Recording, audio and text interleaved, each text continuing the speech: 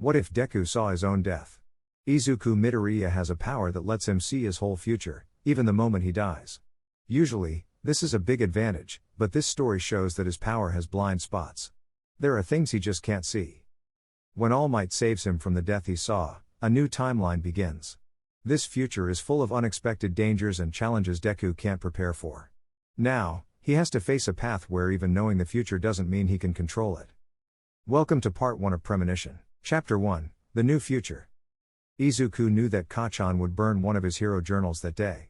That was why he copied the most recent one, filled out just enough pages for Kacchan to flip through, snort in disgust, and blow it to pieces in front of him. Izuku knew how to show just enough despair to sell the act, and he knew that Kacchan and his other friends would watch him fish the charred book out of the school's koi pond. Izuku also knew not to take his usual way home, instead taking a detour through the busier part of town around the quiet underpass he liked. Part of him wanted to linger and observe, to see why he wasn't taking that route today, but he didn't want to be late. Izuku knew that trying to tell anyone that he, Izuku Midoriya, had a quirk, and that quirk was the ability to see his own future up to and including his death, would only result in a painful migraine that threatened to blot out everything he could see. Living with the taunts and harassment wasn't nearly so bad when he could see it all coming, like bracing before getting punched in the face. It wasn't a future he could see, but a gut feeling, a pit of dread in his stomach that kept him from even telling his mother about his ability. There was only one future for him, and it hadn't changed since he first saw it the morning after he was diagnosed quirkless, though he had tried to fight it when he was younger. Izuku knew that, at 4:05 p.m., shortly after class that Friday, a villain with a slime quirk would ambush Kacchan in an alleyway near his favorite arcade. Izuku knew that he would arrive just in time to shove Kacchan aside. Izuku knew that he would be smothered to death as the villain stole his body. He knew that the morning before walking to school that day would be the last time he told his mother he loved her. He knew he would never live to be a hero, but at least he could die a hero. And after that point, Izuku only saw darkness. So, when Izuku was seconds away from his self-appointed death, vision blurring, brain screaming from lack of oxygen, the acrid taste of the villain burning his mouth, ribs groaning under the internal pressure of the villain shoving itself inside of him, he was surprised when a precise, well-placed punch to the gut made him spew up gallons of slime villain. Izuku took sweet, delicious gulps of air, and looked up hazily at his savior. All Might. Tall, gleaming, in the flesh, perfectly silhouetted by the setting sun, the symbol of peace himself, All Might. Tears ran down Izuku's cheeks at the sight of him. "Are you all right, young man?" his hero asked. Izuku tried to speak, but all that came out of his mouth was a rasping wheeze. All Might's smile faltered a touch, a movement so imperceptible that only years of observing the man's every public movement gave Izuku the ability to see it. "Don't worry, take deep breaths. You're safe now." All Might waved over paramedics in white uniforms. "These fine people will take care of you." As the paramedics helped him onto a stretcher, Izuku reached out, grazing the fabric on All Might's arm. He tried calling his name, but he could only cough. "What is it, young man?" All Might's eyes went to the charred, soggy book poking out from his bag. "Oh, of course. I have a pen on me somewhere." The ink ran a little bit on the damp page, but Izuku didn't care. He had All Might's signature. Distracted as he was, Izuku missed his chance to ask his hero how he changed the future as the doors of the ambulance slammed shut. An oxygen mask was strapped over Izuku's face. As his heart rate ebbed and his breathing slowed, he felt a new future creep into his consciousness, filling the void he had sensed earlier. He saw a kindly doctor run X-rays and MRIs, scanning his lungs and intestinal tract for signs of internal bleeding, verifying that his ribs weren't broken, checking for signs of dead brain tissue. He saw his mom, tears pouring down her face and snot dripping from her nose, sobbing into his shirt as she thanked God and All Might for saving her son. He saw that Kacchan wouldn't be there. He saw that he'd be released from the hospital that night, and they'd get Katsudon, even though his mom would grimace as she emptied out her wallet. To his relief, the night went exactly as predicted. Comfortably full, and still a bit sore from the attack, Izuku sat in bed as the new future trickled into his brain. He laughed as the brilliance of the universe's cosmic joke, played at his expense, came into focus in his mind. He wasn't mad. A single day as a UA Hero Course student was worth the admission price of aching muscles and popped blisters. He saw himself cleaning a beach, bones popping and muscles burning as he pulled a refrigerator up a set of stairs, running with a tire under each arm, breaking apart a rusted oven with swings of a sledgehammer, loading and unloading garbage into a pickup truck, looking out at a sunrise over the shimmering water, Gorgeous white sand exposed out from under the mountain of trash, newfound muscles stretching as the wind caressed them. By the end of that summer, he had calloused hands, a clean beach, and killer six-pack abs. He knew what those muscles were for. He had applied to UA, thinking at the time he'd never live to see the front doors, that his pre-death application was the closest he could hope to becoming a hero. Seeing them was just as impressive the second time. The written test eclipsed anything he had ever seen in middle school, but he knew how to answer for a passing score. He never thought he would get to hear Present Mike in person. Despite knowing every detail of the entrance exam, he drank in every word of the pro hero's explanation, blissfully unfiltered by the limitations of audio equipment. He knew he would ordinarily never stand a chance against other heroes to be in a free-for-all against killer robots, but his quirk showed him the improbable path forward. He ordered pruning shears, a delicate piece of cutting equipment just long and thin enough to slip past the robot's outer armor. He made a makeshift riot shield from an old Lexan guard on the beach, just heavy enough to block the robot's rubber bullets. When the entrants gathered outside Battle Center B, Izuku sprinted for the doors and threw them open while everyone else was milling about. He heard shouts of "Hey, that's cheating!" as he left them behind, but from the observation tower, Present Mike shouted back, "Cheating? There's no starting signal for hero work, you just get to it. Now move." Between the head start and the jostling at the doors, Izuku had plenty of time to run ahead. He saw which path to take to run into the most robots, where and when to hold up his shield, and how to angle his pruning shears to slip past the armor and snip their main power cable like a bomb defusal squad. The other applicants quickly overtook him, but even then, he found more points taking out robots they hadn't noticed or hadn't quite finished off. By the time the zero-pointer arrived, Izuku had 32 points. He knew that it wouldn't be enough on its own.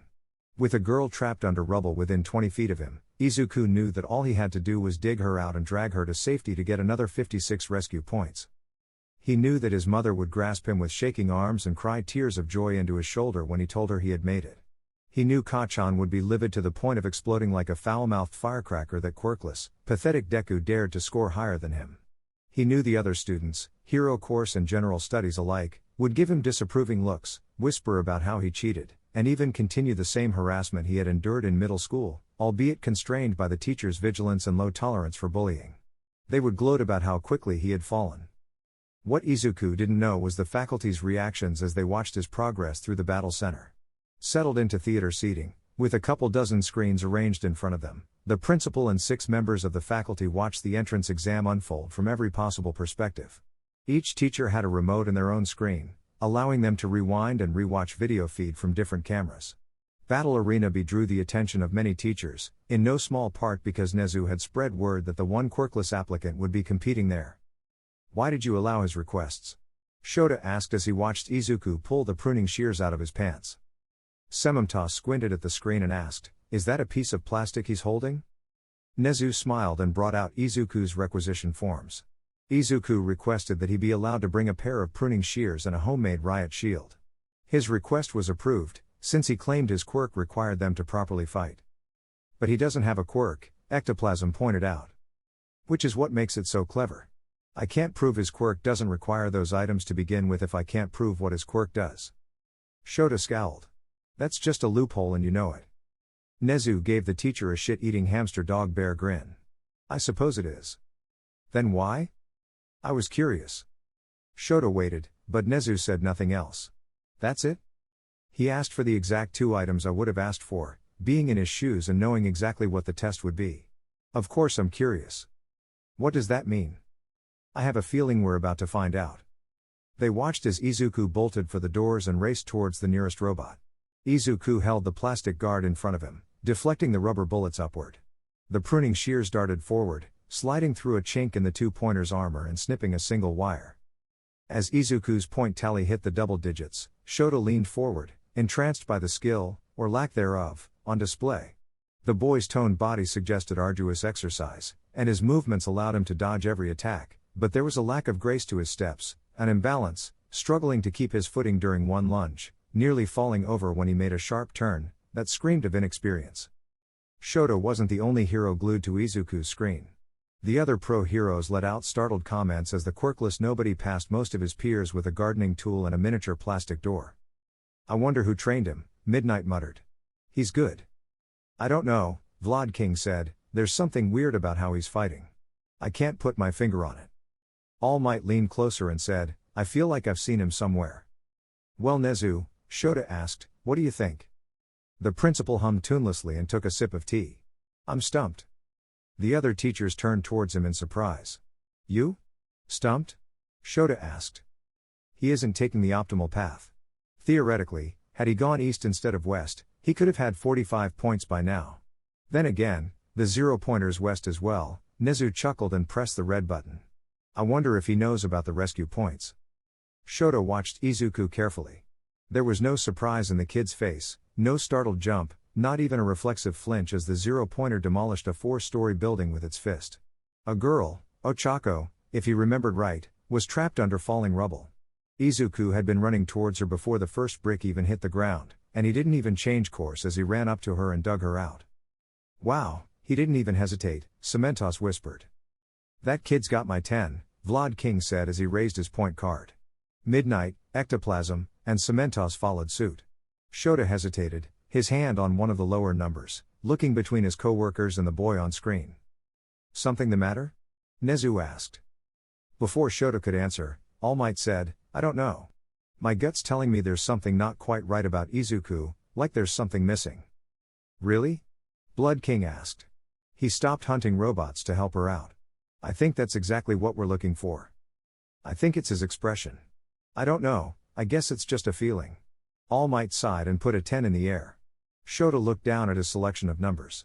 Trusting his own gut, he held up a 6. Cementos laughed. Harsh as ever, Shota?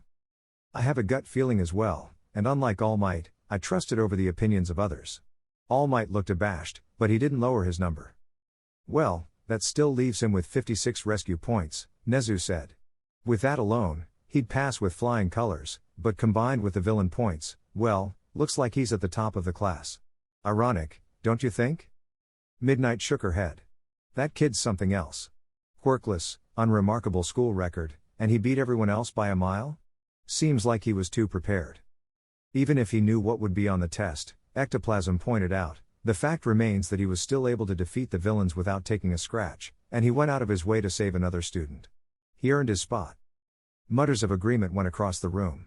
After they had finished grading the other students, the faculty filed out of the observation room, either heading home or getting work done. As Nezu went back to his office, Shota trailed after him. He knew about the rescue points, Shota said when they were alone. Certainly, Nezu cheerfully replied. I'm curious to see how he'll do in your class. You're letting me have him? Of course. He'll benefit more from having you teach him, given his disadvantage. Shota scowled. And if I think he doesn't have what it takes? Nezu paused. Send him to Gen Ed. I'd like to keep an eye on him. Still haven't figured out how he did it? I only have theories at this point. I'll need your help in narrowing it down. They reached Nezu's office. The principal opened the door for Shota. He reluctantly accepted a cup of black tea and settled into the chair opposite Nezu. I think Izuku has a quirk. Shota stopped with the cup of tea halfway to his mouth. How is he not registered? He was diagnosed as quirkless at the age of 4. Doctors found the extra toe joint. It's a generally accepted sign of quirklessness, but it's mostly just a myth.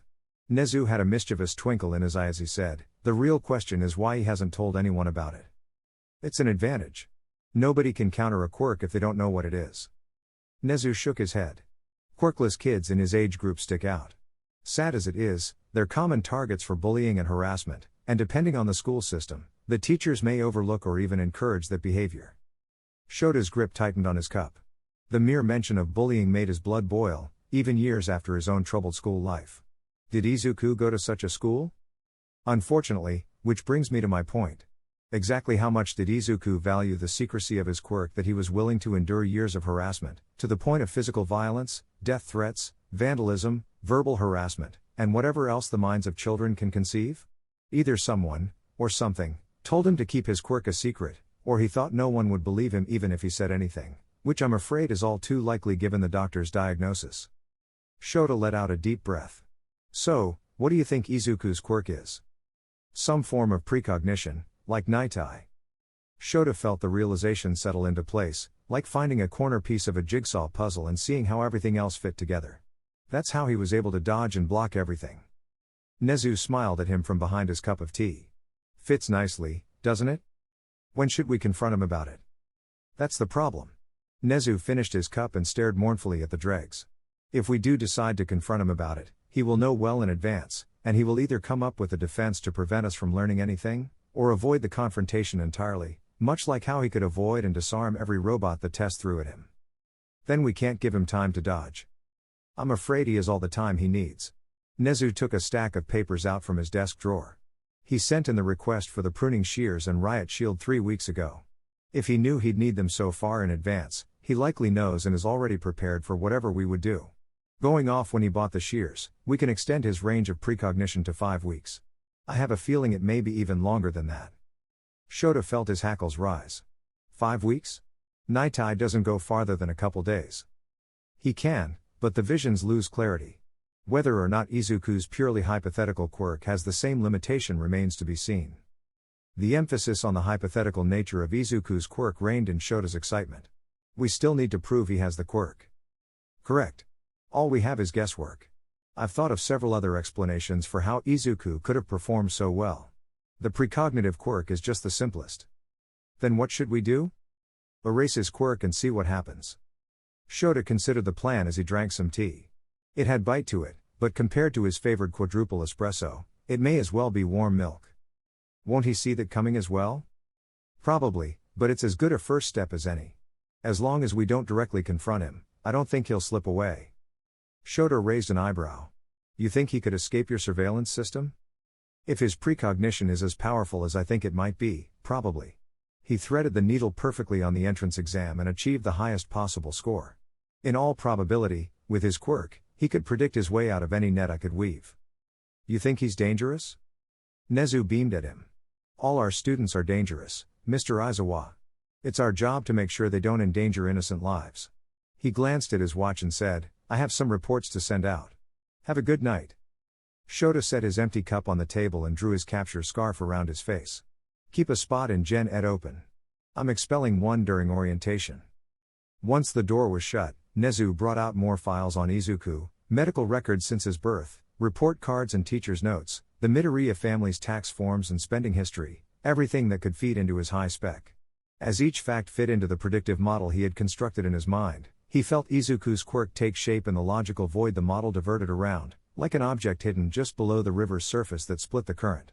He suspected it was a boulder, but it could have been a log, or a sunken boat, and without dredging up the foreign object, he would never know for sure what it would be. The mystery of it gave him an intoxicating thrill. As Nezu perused Izuku Midoriya's life history, he wondered what had brought the boy to the alleyway by a popular arcade at 4:05 p.m. one Friday afternoon. Chapter 2 Blackout.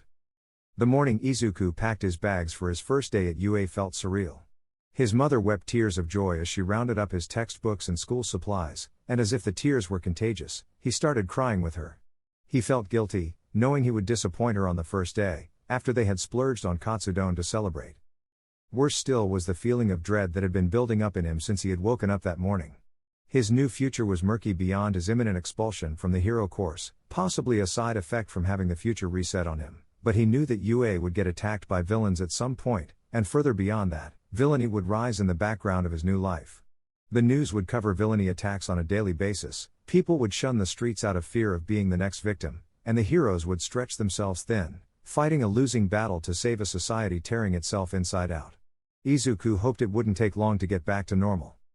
Letting the goodbyes and tearful hugs drag out as long as he could, Izuku took the latest possible train to UA. Arriving late as he did, he only had to slip by a handful of students before making it to classroom 1A. Anyone that saw him was too busy making sure they weren't late to their own classes to bother him. The timing of his arrival couldn't have been better. Ka-chan and the guy with glasses that had called him out on mumbling to himself during Present Mike's explanation were in an argument over the merits of their respective middle schools. Uraka made a beeline straight for Izuku, introduced herself, thanked him profusely for helping her during the exam and congratulating him on passing, which drew the attention of the entire class. Some students smiled at him, some studied him impassively, but most had sour frowns that promised hostility.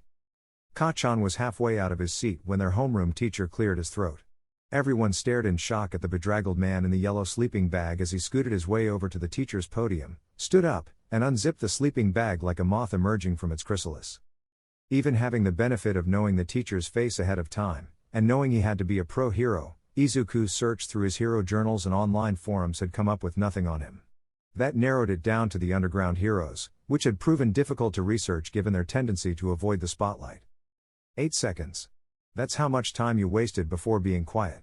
Their teacher pulled a sack of uniforms out of his sleeping bag and tossed it on his desk. Put on your track suits and meet me outside.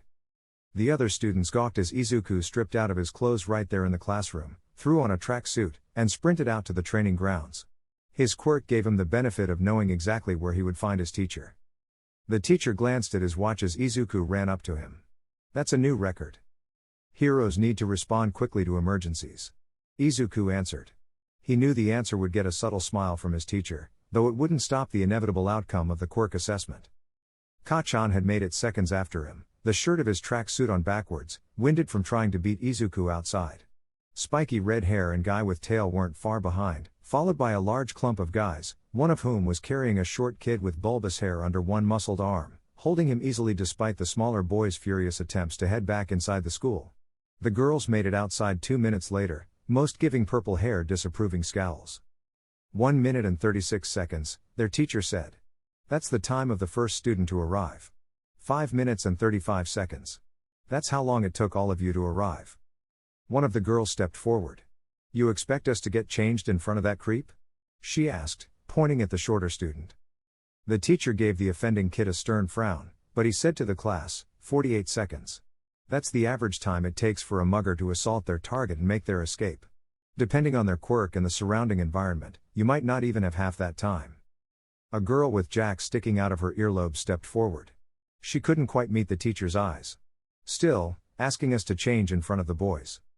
I'm not asking you to go that far. From now on, I expect you all to get changed in your respective locker rooms.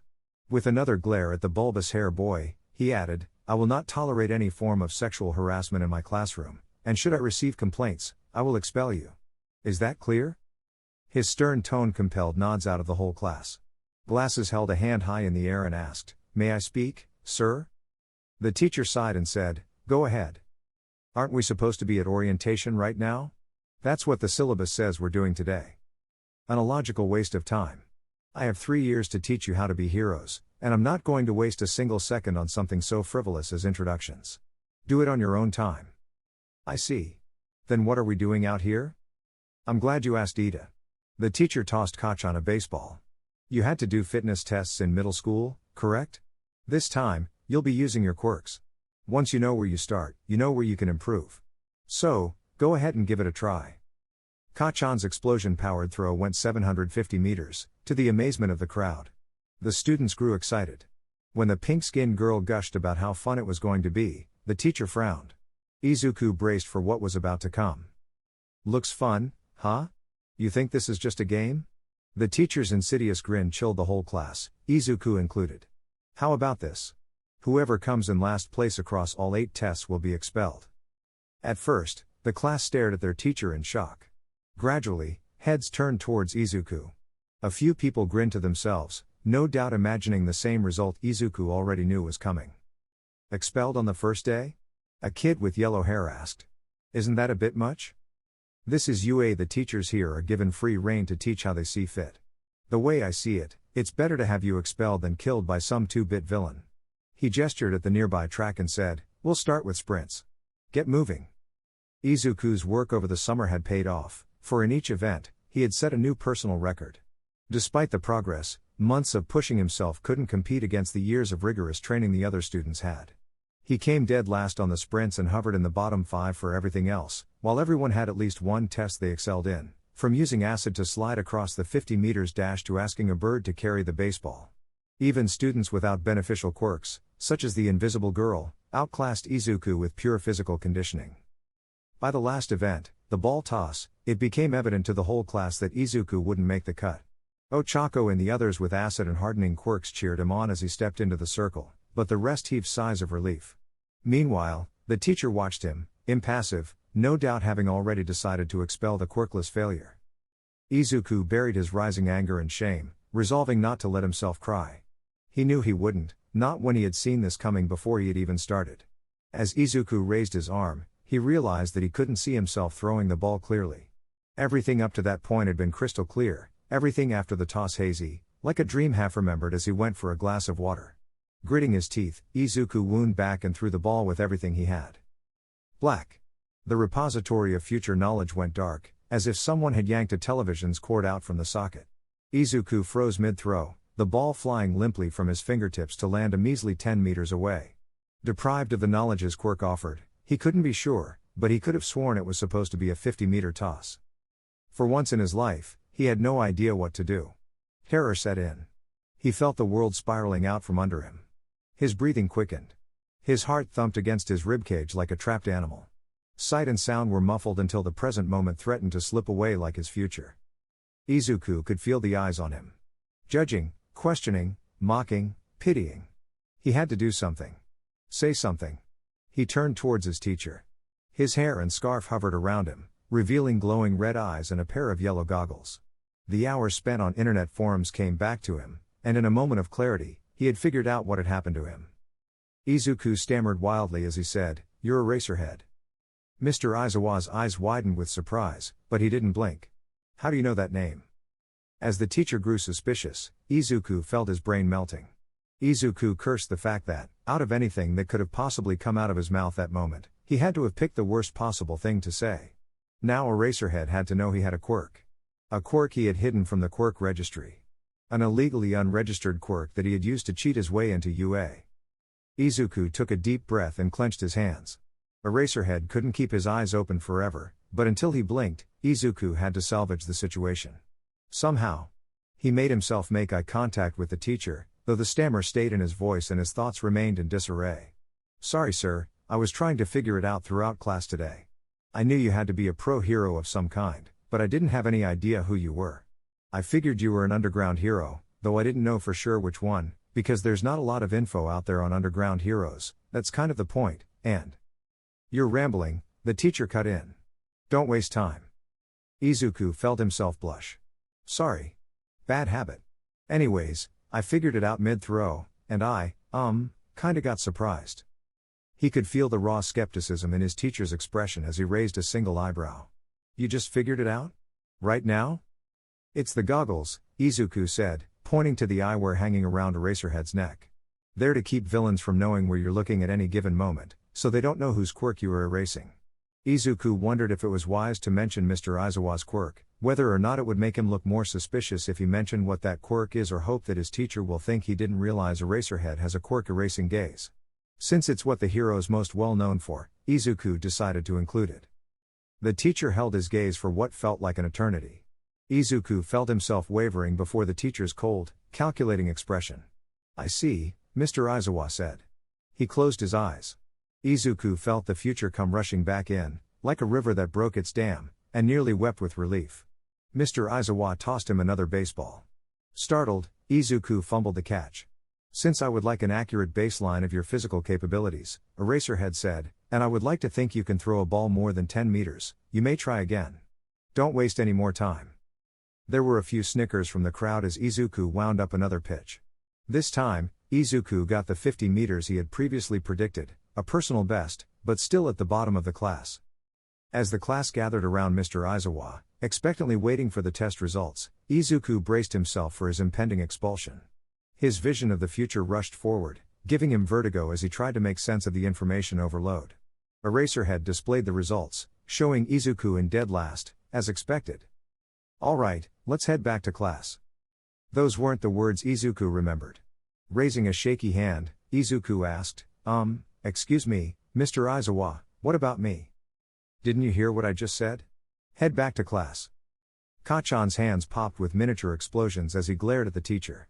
"What, you're not going to expel the worthless shrimp?" "Nope.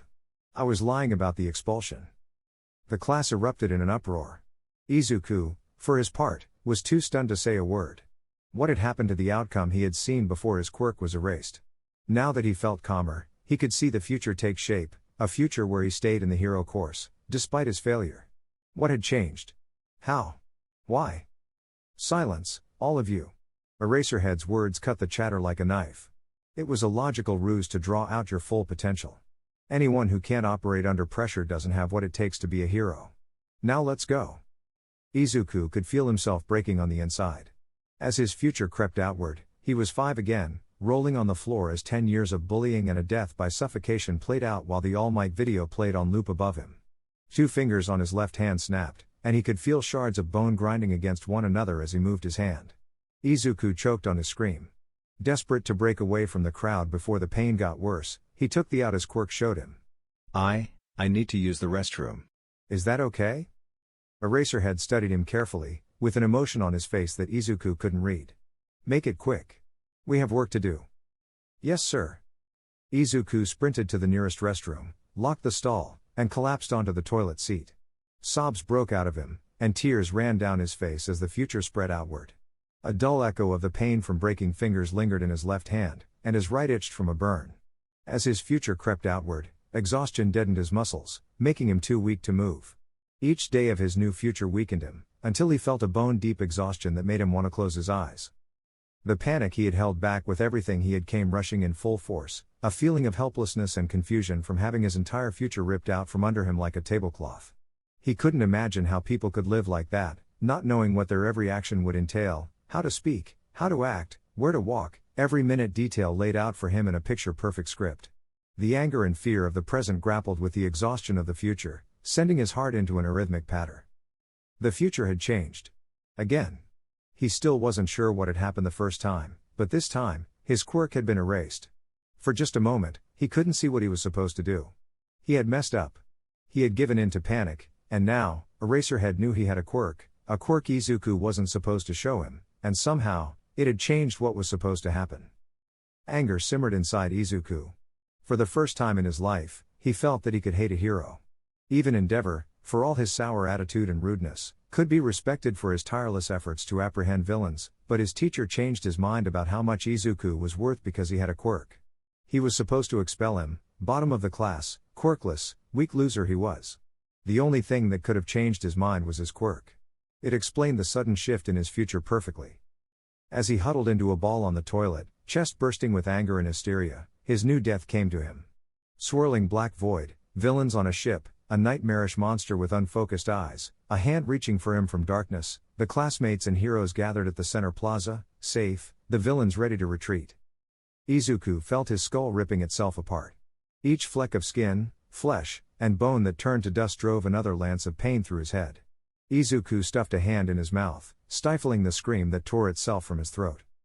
After what felt like an eternity, the pain stopped. Izuku picked himself up off the bathroom floor with shaking arms, breathing deeply. Tooth marks bit painfully into his hand, almost drawing blood, but the pain was distant, numbed by his having felt it already. 2 weeks. He had 2 weeks to prepare before villains will attack his school and try to kill his classmates and his teacher. He didn't have time to cry. He washed his face in the sink and let his hair hang low to hide his puffy, red eyes. On his way back to class, he took a detour to the library and checked out a book on sign language. Izuku hoped that, this time, that the future wouldn't change on him. Once Shouta had the rest of his students back in their seats, he told them, "I need to speak with the principal for a bit. Pick your class representatives before I get back." "But we just met each other," Momo said. "We don't even know each other's names." "Then fix that." As he left, he heard one student ask, "Did he even say when he'd be back?" Shouta didn't trouble himself to give them a time limit. If they couldn't handle being left alone, he'd just expel some of them. The teacher's lounge was empty. Half a pot of coffee was left in the machine, lukewarm and gritty. Shouta drank it anyways. The influx of caffeine did nothing for the sheer emotional exhaustion he felt at that moment. He sank into a chair and rested his head in his hands. Thinking about the expression Izuku had as he froze his quirk twisted a knife in his chest. He had seen countless reactions to quirk erasure over the years, anger, shock, even fear, but never had he seen someone look so lost, so terrified, so close to having a full-blown panic attack that he had readied his capture scarf to keep him from collapsing. As a teacher, he knew he had to instill respect, sometimes even fear, in his students.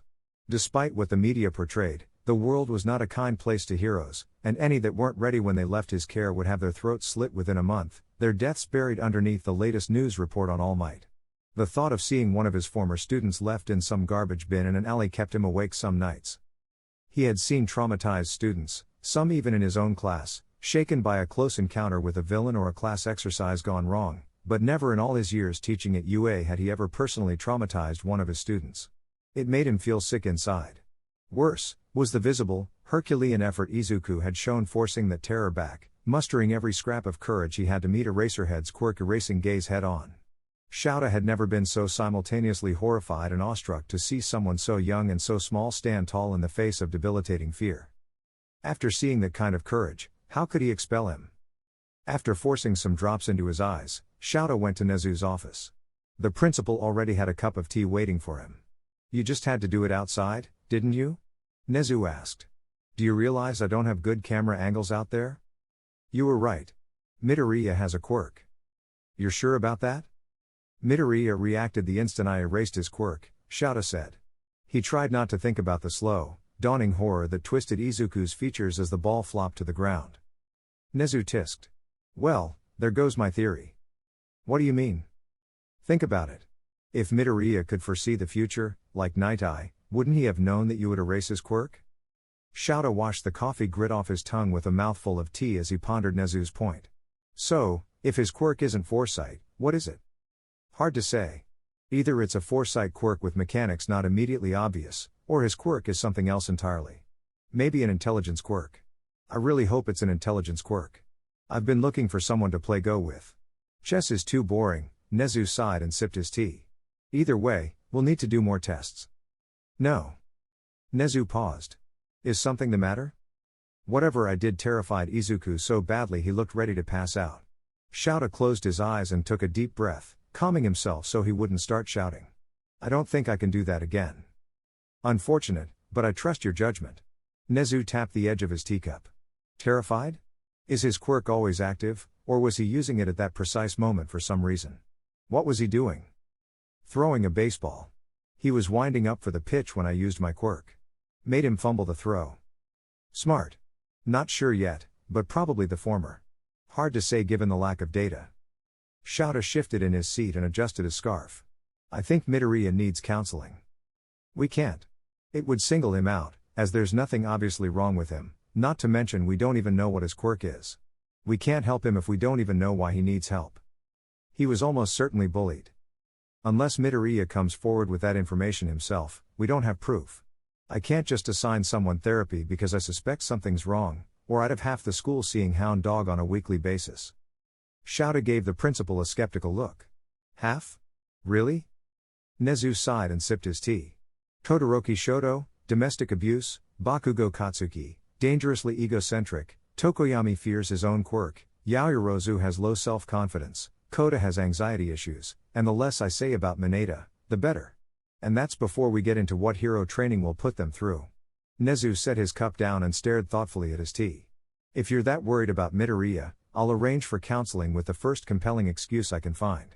And who knows? Maybe he'll open up to Hound Dog." Izuku was back in his seat when Shouta returned from Nezu's office. The red eyes and hunched expression as he read his book didn't go unnoticed by the teacher, and he immediately regretted not pressing Nezu harder on the counseling. Guilt wormed its way into his heart, and he found himself wondering what he could do to make it up to him. If he couldn't help him overcome his past traumas, maybe he could help him get physically stronger. "I take it you've decided?" he asked the class. Ida rose his hand. "Yaoyorozu-san and I were chosen to represent the class. We will do our best, sir." "Good. Yamada-sensei will be here in a bit for English. I'll see you all at the end of the day." Shouta didn't normally bother to check in on his students at the end of the day. Doing so was an irrational waste of time. Today, however, he needed a private word with a student. After Shouta dismissed his students, Midoriya lingered behind, perhaps already aware of what he was planning to ask.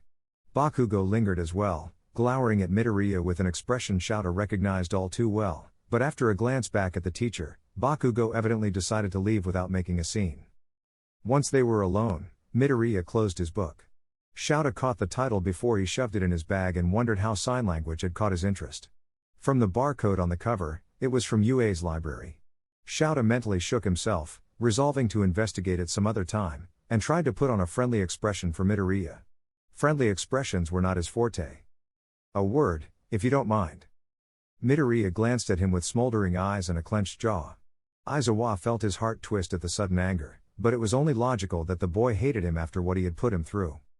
Shouta took a form from his desk and handed it to Midoriya. "If you're serious about becoming a hero, you'll need to work on your physical conditioning. I'm willing to coach you after school hours. You'll need parent approval, and... Thank you, Aizawa-sensei. His words were blunt and cold, betraying controlled anger beneath them. I'll have my mom sign it tonight. Nodding, Shouta said, we'll start tomorrow, then. Meet me at Gym Gamma after class. Bring whatever weapons you're comfortable using. As Izuku left his classroom with his backpack clutched in his arms, an old habit to keep him from being grabbed by its straps, Shouta wondered if he could ever earn the boy's forgiveness. Chapter 3, Second Impressions. Izuku stared at the green cloth in his hands. It wasn't supposed to matter what hero costume he chose, he was supposed to get expelled on the first day and spend his miserable student life in general studies, but there he was, holding the hero costume he had designed when he was 6, getting ready to fight against real hero students.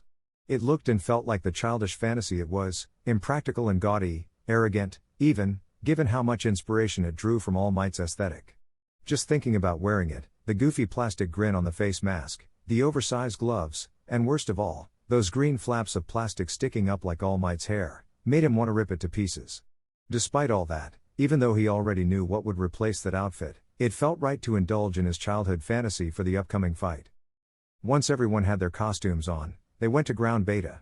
The grounds had been built in imitation of Musatafu's streets, complete with multi-story business complexes, cars parked in the streets, and working power lines crisscrossing the infrastructure. From a vantage point inside ground beta, the class could see the target building from multiple camera angles along with the giant window overlooking the miniature city. The building for their training exercise towered over its neighbors, offering multiple points of entry on the lower floors, which had more spacious layouts, and forced students to fight in narrow corridors higher up. Elevator shafts, stairwells, emergency stairways, power lines, even the rugged concrete facade itself all offered different avenues of reaching the target. Anyone defending the bomb would have to decide between covering entry points at the risk of letting someone sneak past them or hunkering down by the bomb and losing the advantage of holding a perimeter. Drawing lots from a coffee mug with the barcode still on the bottom, the students sorted themselves into pairs. Kota looked less than thrilled standing next to Izuku. I'd hate to be the group going up against Bakugo and Todoroki, Kaminari said, shivering as 1A's two powerhouses held up strips of paper with J's at the end. This seems quite arbitrary, Ida pointed out. Are you sure this is the best way to assess our abilities? Izuku said, heroes often have to work with whichever hero that happens to be on the scene with them. Making it random like this tests our adaptability and ability to coordinate with others. All Might looked relieved that Izuku had made the counterpoint. Why, yes, exactly young Midoriya, well said. He cleared his throat. Now, let's get the matches started. First up, we'll have Team C as the villains. Your job will be to guard the bomb hidden in the target building. You win by either holding out for 15 minutes or capturing both heroes with this capture tape. Izuku offered his partner a reassuring smile. Kota looked ready to shrink into his shoes as they walked forward. His classmates commented on how unlucky they were, and he even caught a stray whisper of someone hoping to go up against them. And the heroes, who are tasked with either incapacitating the villain team or securing the bomb before time runs out, will be Team J. Kacchan smiled like Christmas had come early.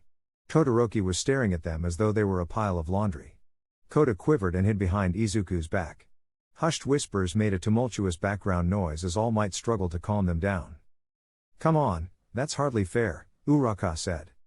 All Might looked shaken by the one-sided matchup. Well, maybe we should. Should what? Kacchan roared. Go easy on the quirkless Deku? If he wants to be a hero so fucking badly, then he needs to be ready to have his ass handed to him. Watch your language, Ida said. That's disrespectful to your classmate. Like I give a shit. Kacchan's right, Izuku said, staring at his friend. If I want to be a hero, I can't go easy on myself. People will be counting on me, and if I'm not strong enough to save them, what good am I? All Might looked back and forth between the two teams. Are you really sure about this? There's no shame in fighting someone closer to your skill level. Kota looked ready to beg for a new matchup. For his own part, Izuku felt sick to his stomach. Knowing what was about to happen, he couldn't help but want to curl up on the floor, beg All Might to put him in general studies, and go back to being the school's punching bag. But he couldn't. He was supposed to protect his classmates. Izuku smiled and said, I'm sure. Well, if you say so. All Might handed them 2 rolls of capture tape and wireless earbuds. You have 15 minutes to prepare before the heroes arrive. The timer on the bomb will start counting down once you enter the building. After that, the heroes have 15 minutes to reach the bomb before time runs out. Kota fidgeted in silence as they took the elevator to the top floor. The bomb was at the far end of a wide-open room, empty save for a few concrete pillars supporting the roof and a pile of cardboard boxes in one corner. Izuku went to the circuit breaker next to the elevator and turned it off. Your quirk allows you to control animals, right? Are there any around? Kota shook his head. After some hesitation, he made gestures in sign language indicating he was mute. Izuku signed back that he was still learning, but he could understand him. A brief flash of happiness crossed Kota's features, but it vanished when the reality of their situation came back to him. What about insects? Izuku asked with hand signals. Can you control them? Kota cringed, shaking his head and hiding his face. Izuku put a reassuring hand on his shoulder and spoke softly to him. Hey, everything's going to be okay. We can do this.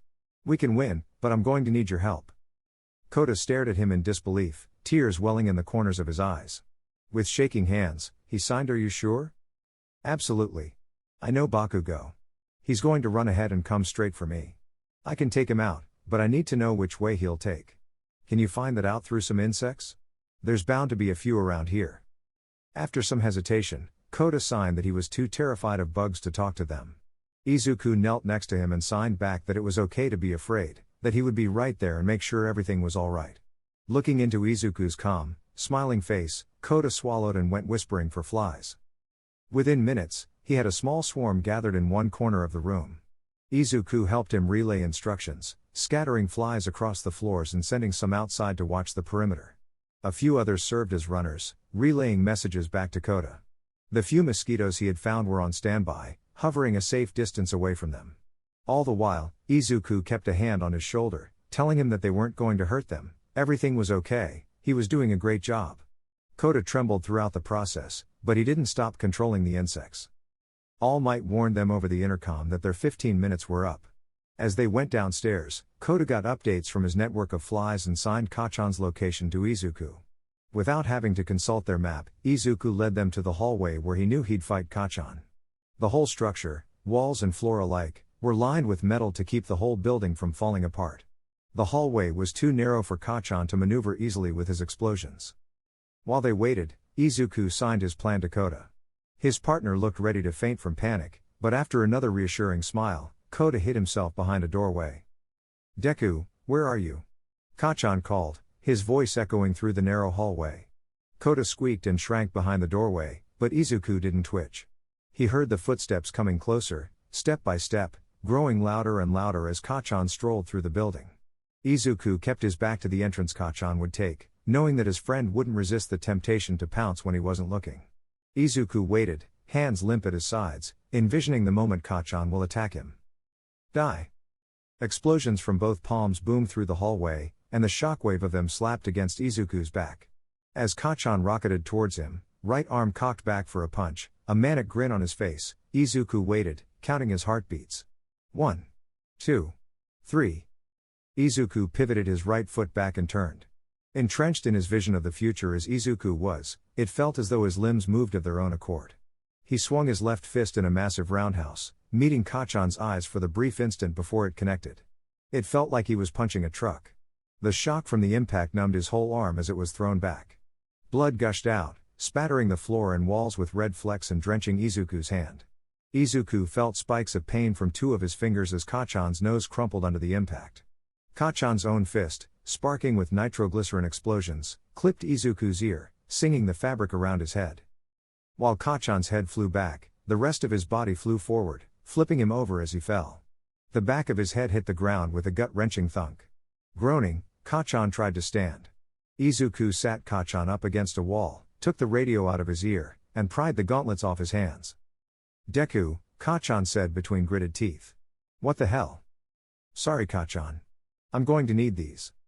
Izuku removed his own top and tucked the green tracksuit behind Kachan's head. He took Kachan's arm-length gloves and put on his equipment. The grenade-like gear strained his shoulders, but he didn't let himself slouch. He pulled on the oversized steel handles on the gauntlets, exposing the firing pins underneath, and cocked them back in place. "Kota, help me tie him up." Kota stared at the two of them, mouth moving silently as his hands shook violently, unable to form coherent signs. When Izuku smiled and said it was all right, Kota took a deep breath, knelt with Izuku, and wrapped Kachan's wrists. "Bastard," Kachan said. His voice was growing faint. "You aren't supposed to be here. Just a pebble." "I know," Izuku whispered, "but I have to do this." "Sorry, Kachan." Izuku gave Kota Kachan's extra grenades. The timid boy looked at them as though they'd explode any second. "We shouldn't need those," Izuku sighed, "but we shouldn't leave Kachan with them." Into his radio, he asked All Might, "Can you send someone to get Bakugo-kun? I don't think he should stay here for the rest of the test." "The medical bots are on their way," All Might said back to them. "Continue with the test." "You haven't told Todoroki-san what happened, right?" "I haven't," All Might confirmed. "That would interfere with the test." They left Kachan sitting up against a wall, too weak and delirious to chase after them. The walk downstairs was silent, with Kota occasionally signing to Izuku that Todoroki was still waiting outside. When they made it to the ground level, Izuku and Kota took positions on either side of the door. Izuku signed his plan.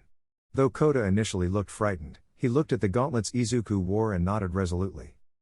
Careful not to lean out too far, Izuku threw open the door. He waved at Todoroki and motioned for him to come inside. As Todoroki approached the door, Kota signed that he was coming and whispered to the mosquito he had found. Just before Todoroki made it inside, the mosquito bit him on the cheek. Todoroki swatted at the insect. At that moment of distraction, Izuku leapt out from behind the doorway. Todoroki's eyes widened as Izuku's fist headed towards his left side. Fire involuntarily sprang up, darting at Izuku. He let Kachan's flame-resistant gloves take the heat and scored a clean hit on Todoroki's chest. Reeling back, Todoroki slid across a sheet of ice and raised a giant wall in front of him. Izuku cocked the left gauntlet and pulled the pin. A deafening explosion erupted before him, flinging Izuku's arm back. The blast ripped apart Todoroki's wall, spraying bits of ice everywhere. While Todoroki was blinded, Izuku readied the second pin. He sprinted through the glittering haze of ice crystals, right arm pointing back, left hand gripping the pin by his 3 unbroken fingers. Rocket punch. He pulled the pin. Izuku twisted with the force of the explosion, driving his right arm into Todoroki's stomach with enough force to knock his feet out from under him. Todoroki rolled to a stop on the ground, wheezing and clutching his stomach.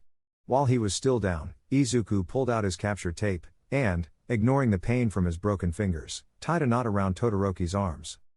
It took 5 seconds before All Might called out, "Both members of Team C have been captured.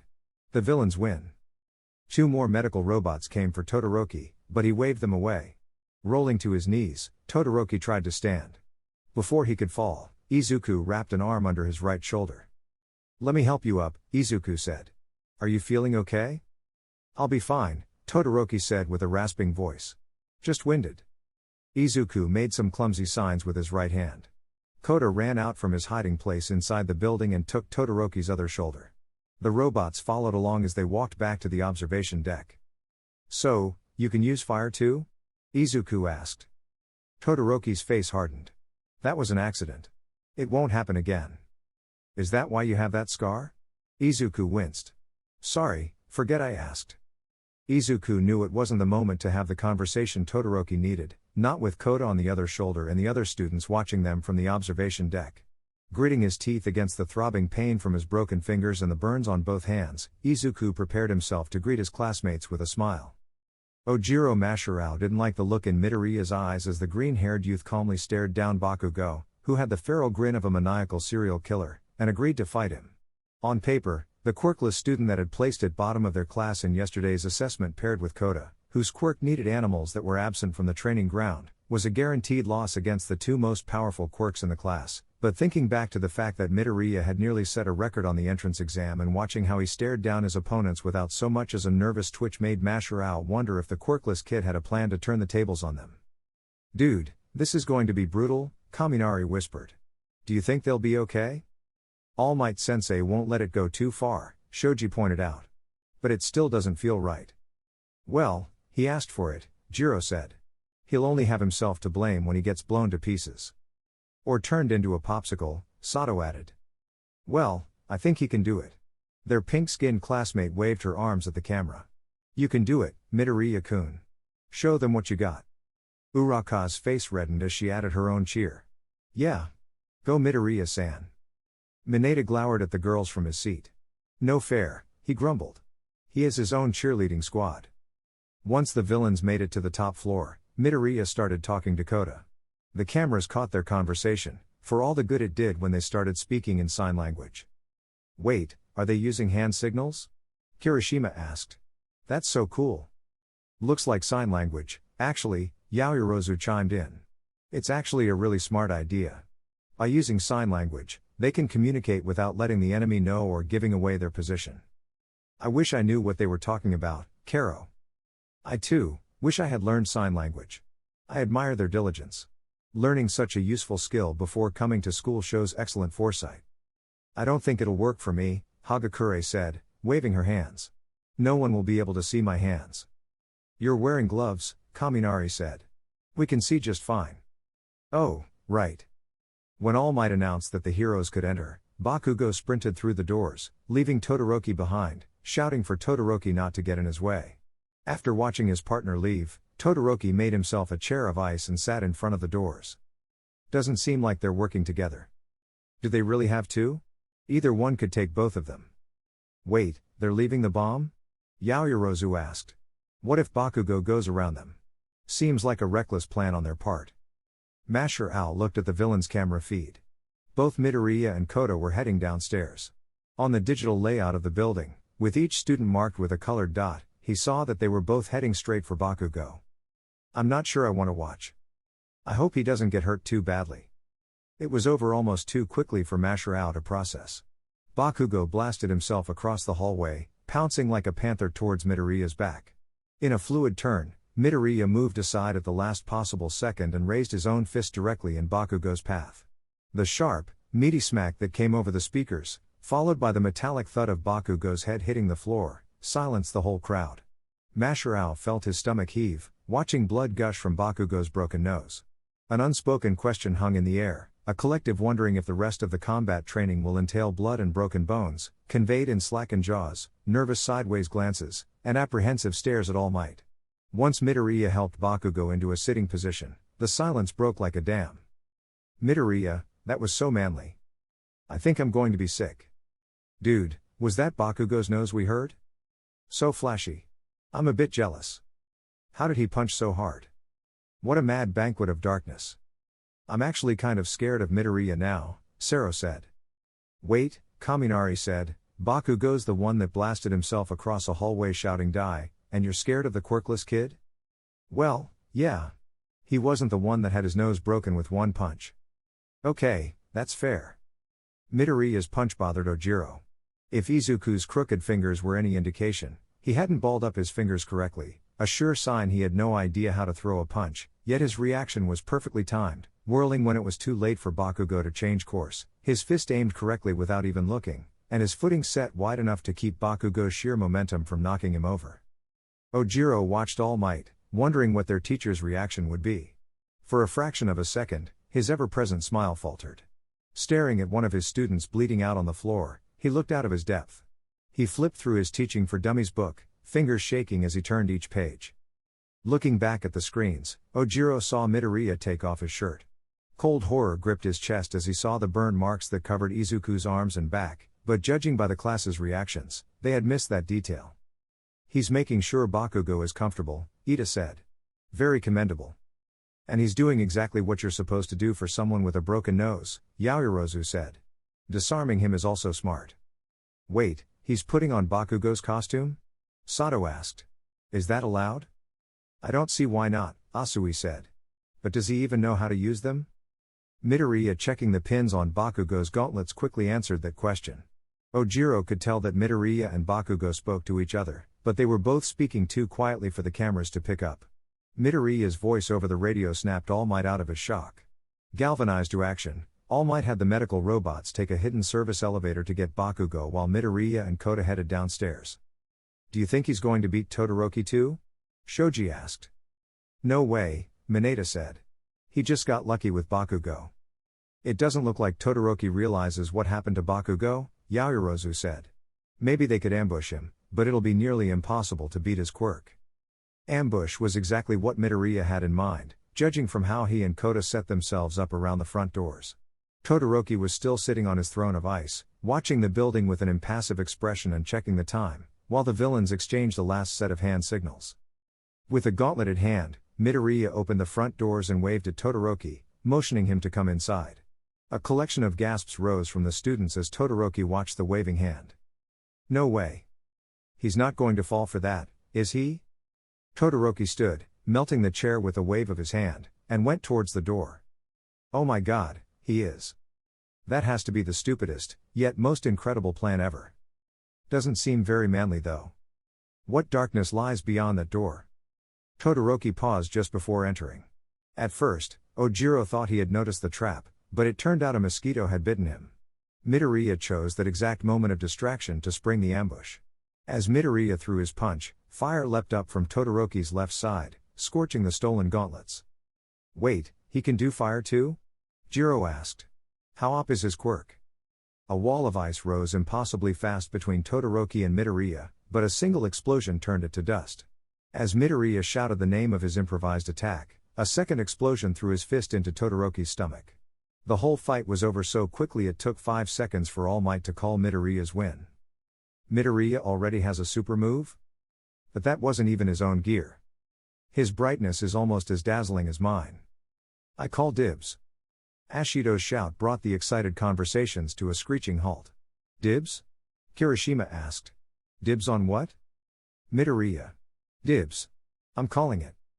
Hagakure wrapped an arm around Ashido's shoulder. Ooh, you're going to ask him out? Yep. He's totally my type.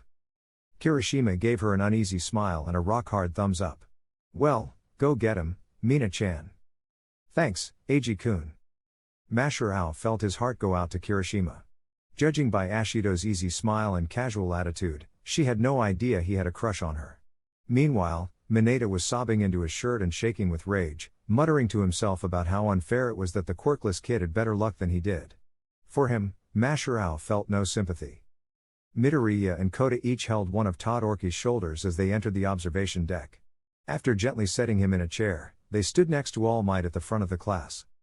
Excellent job on the exercise. I'm impressed with the creativity and tenacity you have shown, Midoriya. Now, can anyone tell me why Todoroki and Bakugo lost? Ida's hand snapped into the air.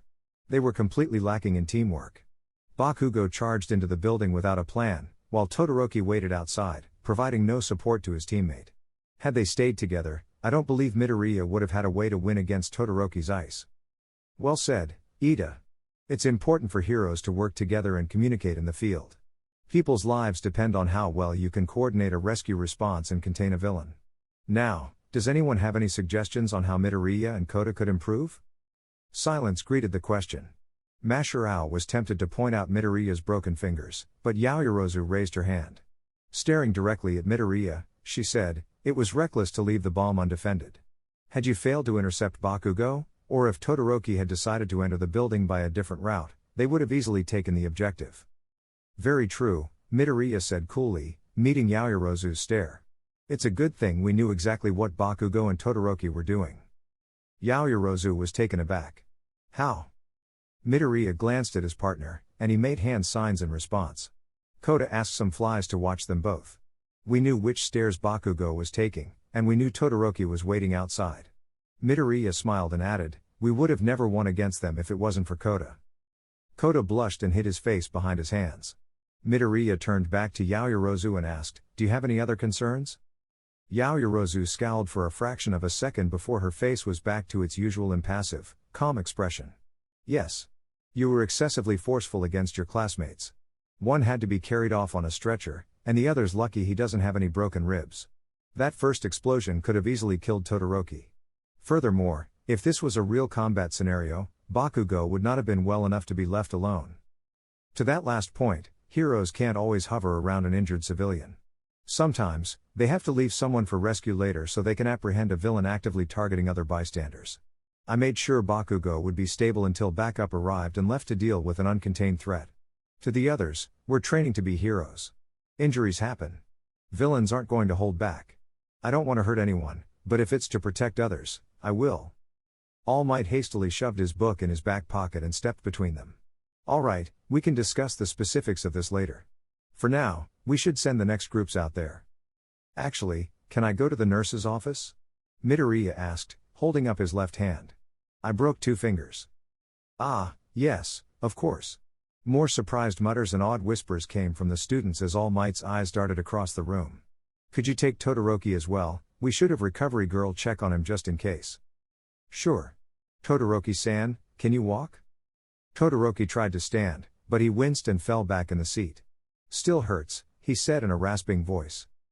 Masharao stood and offered Todoroki a hand. All Might sensei, is it all right if I go with them? While All Might hesitated, Midoriya said, thanks, I appreciate it. All Might cleared his throat and added, yes, of course. Come straight back once you get there, alright? I don't want you missing out on this class. With Todoroki leaning on one shoulder as they walked through UA's empty halls, Masharao wondered what he was trying to learn from Midoriya.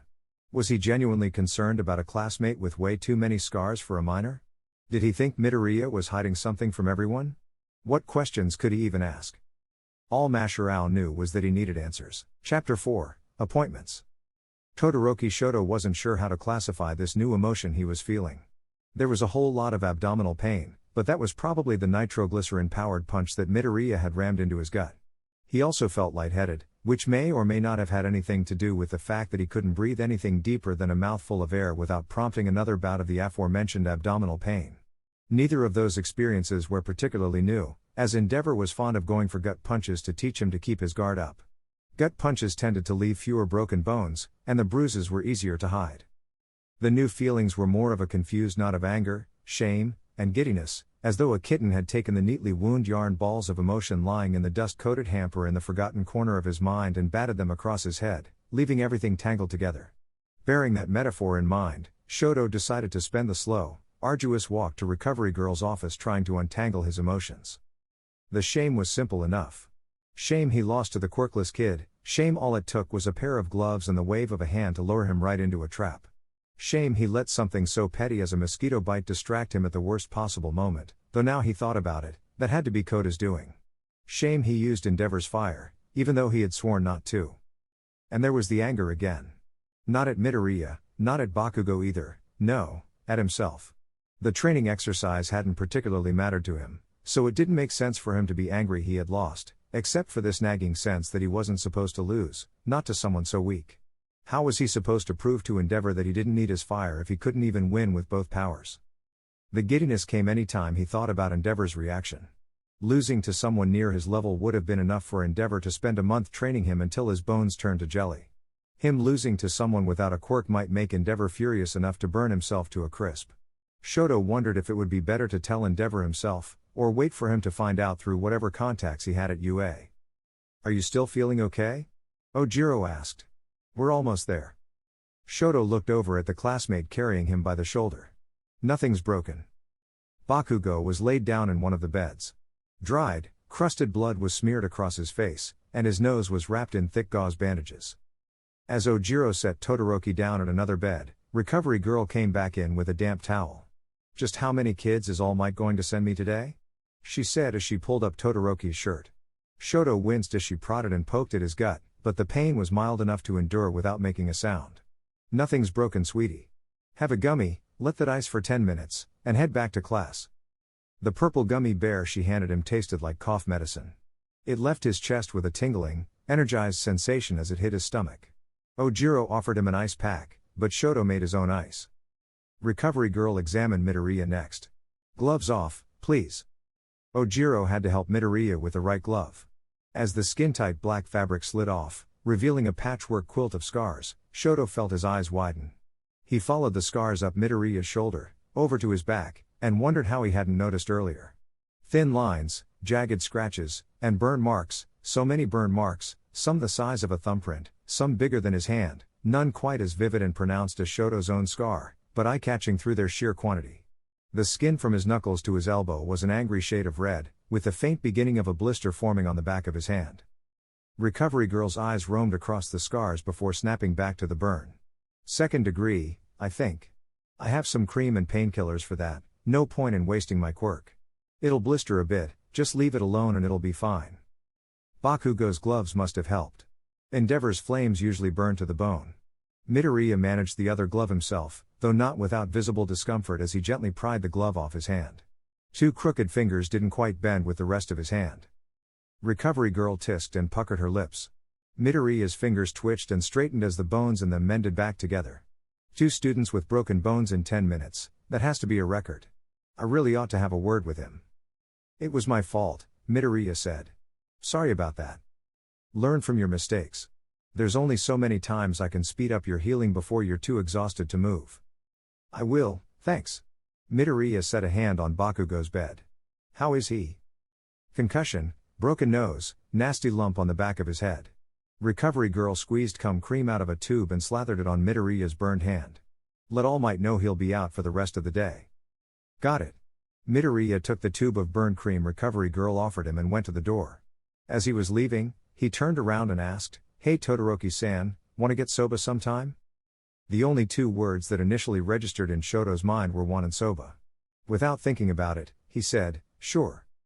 How does 5 on Friday sound? I'll have training with Aizawa-sensei after class, but I can do it after that. The full extent of Midoriya's quest had finally percolated through Shoto's brain. Even then, knowing that Midoriya had just invited him to eat soba, he had no idea what the request entailed. No one had ever asked if he wanted to go anywhere before. Was it something friends did? Were they friends now? Shoto admitted to himself he didn't know anything about friendships, but he was pretty sure they didn't start with a punch to the stomach or he and Endeavor would be friends 1,000 times over. Was it the scar? Did Midoriya still want to know the story behind his scar? Was Midoriya willing to share his own? Did he even want to know? His first impulse was to refuse, saying that he had training after school as well. As he thought about it, he realized it came with 2 benefits. 1, he wouldn't have to go home until late in the evening, missing a day of Endeavor's training, and 2, soba. His eyes wandered back to Midoriya's arms, then to Midoriya's face. Midoriya showed no sign of emotion, no anger, no happiness, no worry. It had been that way before and during the fight as well. 2 broken fingers, and not a trace of a grimace the entire time. It felt like he was looking in a mirror. Sure. I can do that. Great. I'll get you my phone number later. Watching Midoriya leave, Shoto had given up on understanding his emotions. For now, he decided to sit back, let the ice numb his bruised stomach, and wonder if the soba would be chilled. With just the 2 of them in the hallways, Mashirao knew it was now or never, but he still didn't know what to ask. Going straight for the scars felt far too blunt, and odds were, Midoriya would refuse to answer him. Given the fact Midoriya was quirkless, Mashirao had the uneasy feeling he had some idea of why he had gotten them anyways. Which left his other question. As they approached ground beta, Mashirao took a deep breath, as if he were crouching into a forward stance. How did you know when to turn around? Midoriya stopped. Mashirao continued a few steps before reeling himself back. With a neutral expression that betrayed no hint of discomfort or confusion, Midoriya asked, What do you mean? When Bakugo lunged at you, Mashirao said, you turned at the perfect moment and had your fist in the perfect spot. I know you had Kota telling you where he was, but there's no way hand signals would give you that much information that quickly. Midoriya rummaged in his track pants pocket and took out a journal. The cover had the reflective sheen of a product fresh off the shelf, and on the front, in black marker was written one.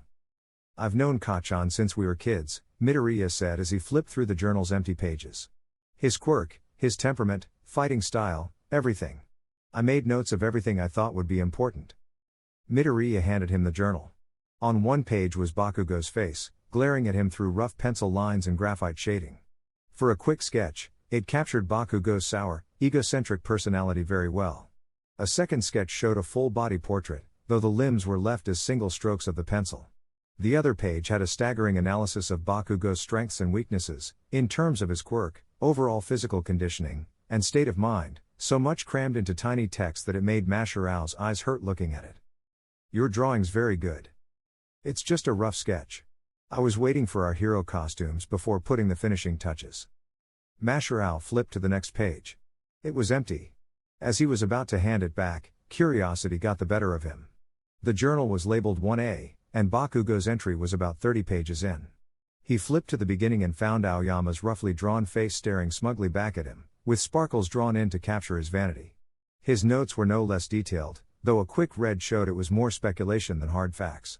Despite that, Midoriya had already noted Aoyama's inability to change the output of his quirk and speculated on using mirrors and lenses as support items. They're in alphabetical order, Midoriya said. Mashirao, startled, closed the book and held it towards him. Sorry, I shouldn't have looked. No, it's fine. It'd be nice to see what someone else thinks of my analysis. Somewhat perturbed, Masharao flipped until he found his own name. Midoriya had noted his excellent physical conditioning and correctly guessed that he had martial arts training. Reading further, Masharao found the flaws in his fighting style, a lack of ranged options and the inability to combat more impressive strength augmentation quirks, along with suggestions of support items to correct both issues. You think I should use Ebola? Excellent way to incapacitate fleeing villains, Midoriya said. Non-lethal and low risk of injury. Can be used to tie up villains, and in a pinch, it could serve as a close-range weapon. Makes use of your excellent physical conditioning and impressive throwing ability. With practice, your tail could throw them, surprising opponents that are focused on your arms. And the tonfa or eskrima sticks? For opponents with blades. You won't be able to dodge easily in crowds and close quarters, so having a way to block is important. A sturdy enough weapon can let you crack hardening quirks like Kirishima's, and these are less likely to kill as well. You've done this for the entire class? How did you get this much? Yesterday's test gave me a lot to work with. I'll add more as I see more of what everyone can do. Masharao counted the empty pages. With as much detail as Midoriya could cram into a single page, he likely had enough space to last the entire year. Out of curiosity, Masharao flipped forward, looking through the M's. Midoriya had a section of his own. His sketch was much more detailed, both the profile and full body, with colors penciled in. Midoriya's eyes stared out from behind a plastic visor, and his hair was left loose. The full body shot showed a different hero costume, a form-fitting tracksuit with muted green colors, fingerless gloves, a black belt with pouches, and padded shoes. Midoriya was no less thorough on his self-analysis, citing his quirklessness and highlighting his inferior physical conditioning, while stating his ability to analyze quirks and his research into hero work, along with the likelihood of being underestimated by his opponents, as his chief advantages. Towards the bottom, Midoriya had made a list of self-improvements he wished to make, improving his stamina, getting a ranged weapon, and learning martial arts. You even analyzed yourself? Masharao asked. It's important to know where you start and what you can work on. Midoriya gave him a sad smile. I have a long way to go compared to everyone else. You beat Todoroki and Bakugo. I'd say you don't have much to worry about. A stunt like that only works once. If I want to stay in the hero course, I need to learn how to fight. With a wry smile, Midoriya added, without breaking fingers, preferably. Well, you could always ask one of the teachers, or you could try finding a dojo off campus. Come to think of it, didn't you say you'd be training with Aizawa-sensei that day? Actually, I was wondering if you'd be willing to show me some beginner moves. Eraserhead specializes in Wing Chun, for more defensive fighting if cornered, which I intend to learn, but I'd like to try Jujutsu. Ye. I'm just another student. I doubt that green belt is just for show, Midoriya said, pointing at the belt over Masharao's gi. It's fine if you don't want to, I just thought it would be a good way to get to know a classmate better. And get more notes for your journal, Masharao added in a defensive tone. I'd be willing to show you what I write down. It's only fair. If I come up with anything else I think would help you, I'd be happy to share it as well. Masharao still felt uncomfortable around Midoriya. Between his unexpressive face and affable demeanor, he couldn't tell what was going on in Midoriya's head, and judging by all the scars and his lack of a reaction to breaking fingers, he had to have been through some serious abuse. At the same time, he couldn't deny that Midoriya had been open and honest with him about his observations and seemed genuine in his wish to spend time together. In the end, the opportunity to observe more of his classmates' behavior, to assess how much of a danger Midoriya posed, swayed his decision. I suppose I could show you some basic stances, Masharao said. Great. How does Saturday at 5 sound? More training with Aizawa? You shouldn't overdo it. It's just basic stances, right? Shouldn't be too taxing. Masharao mulled it over. While exercising too much could hurt Midoriya, he could keep the exercises light for a martial arts beginner. I suppose. Make sure he knows about it. I will. Swap phone numbers after class? Trying to collect the entire class contact information? Midoriya chuckled and said, my journal wouldn't be complete without it. Masharao couldn't tell if he was joking or not. Once Midoriya returned to the classroom, Ashido Mina waved him over to the empty seat next to her, which had once been Kirishima's. Midoriya took the seat and brought out a journal. His eyes were glued to the screen as he made sketches on a page. Curious, Mina leaned over and saw Midoriya drawing the features of Kirishima's hero costume. When Kirishima and Sato clashed, the latter cracking Kirishima's hardened body with a sugar-powered punch. Midoriya made some quick side notes next to the drawing. "Wow, you're really good," Mina said, keeping her voice low so All Might wouldn't hear. "Thanks," Midoriya muttered back.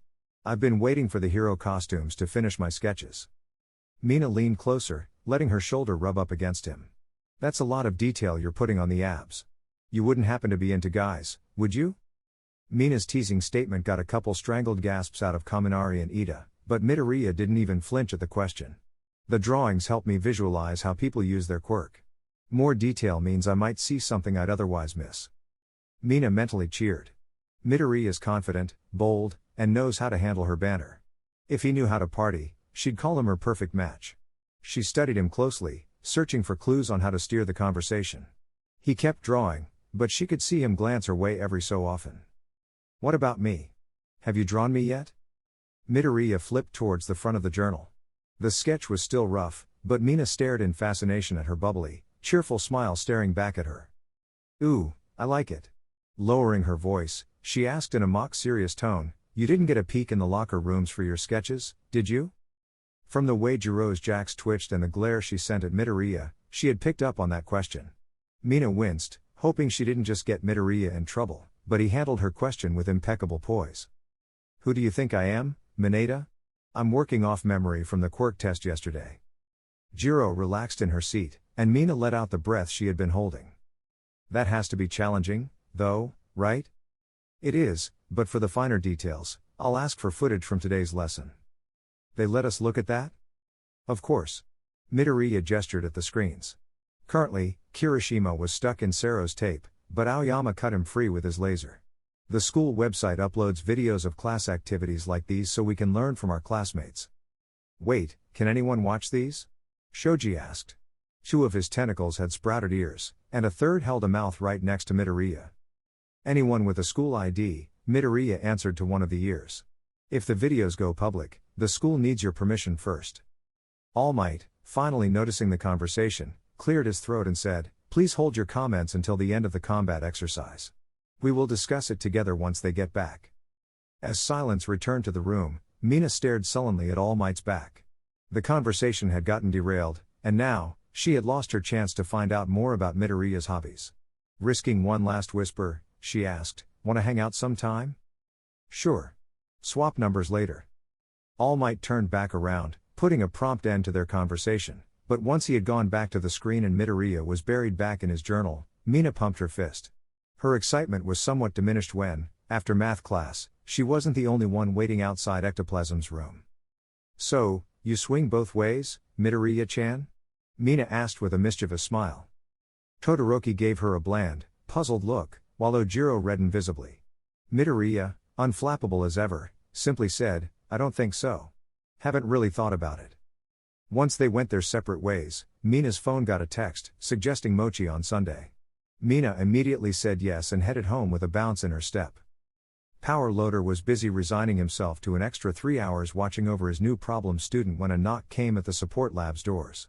Midoriya, dismissed from extra training by Eraserhead on account of having burns and stamina drain from broken fingers, instead used his time after school to get his hands on new support equipment. "Midoriya, right? Something I can do for you?" Power Loader asked in a bored tone. "My hero costume got covered in blood during combat training today," Midoriya answered. "Put in a request. Yours was pretty simple, so we should have something whipped up by tomorrow. Actually, I was hoping to make some adjustments. I have some material specs and color schemes I wanted to implement.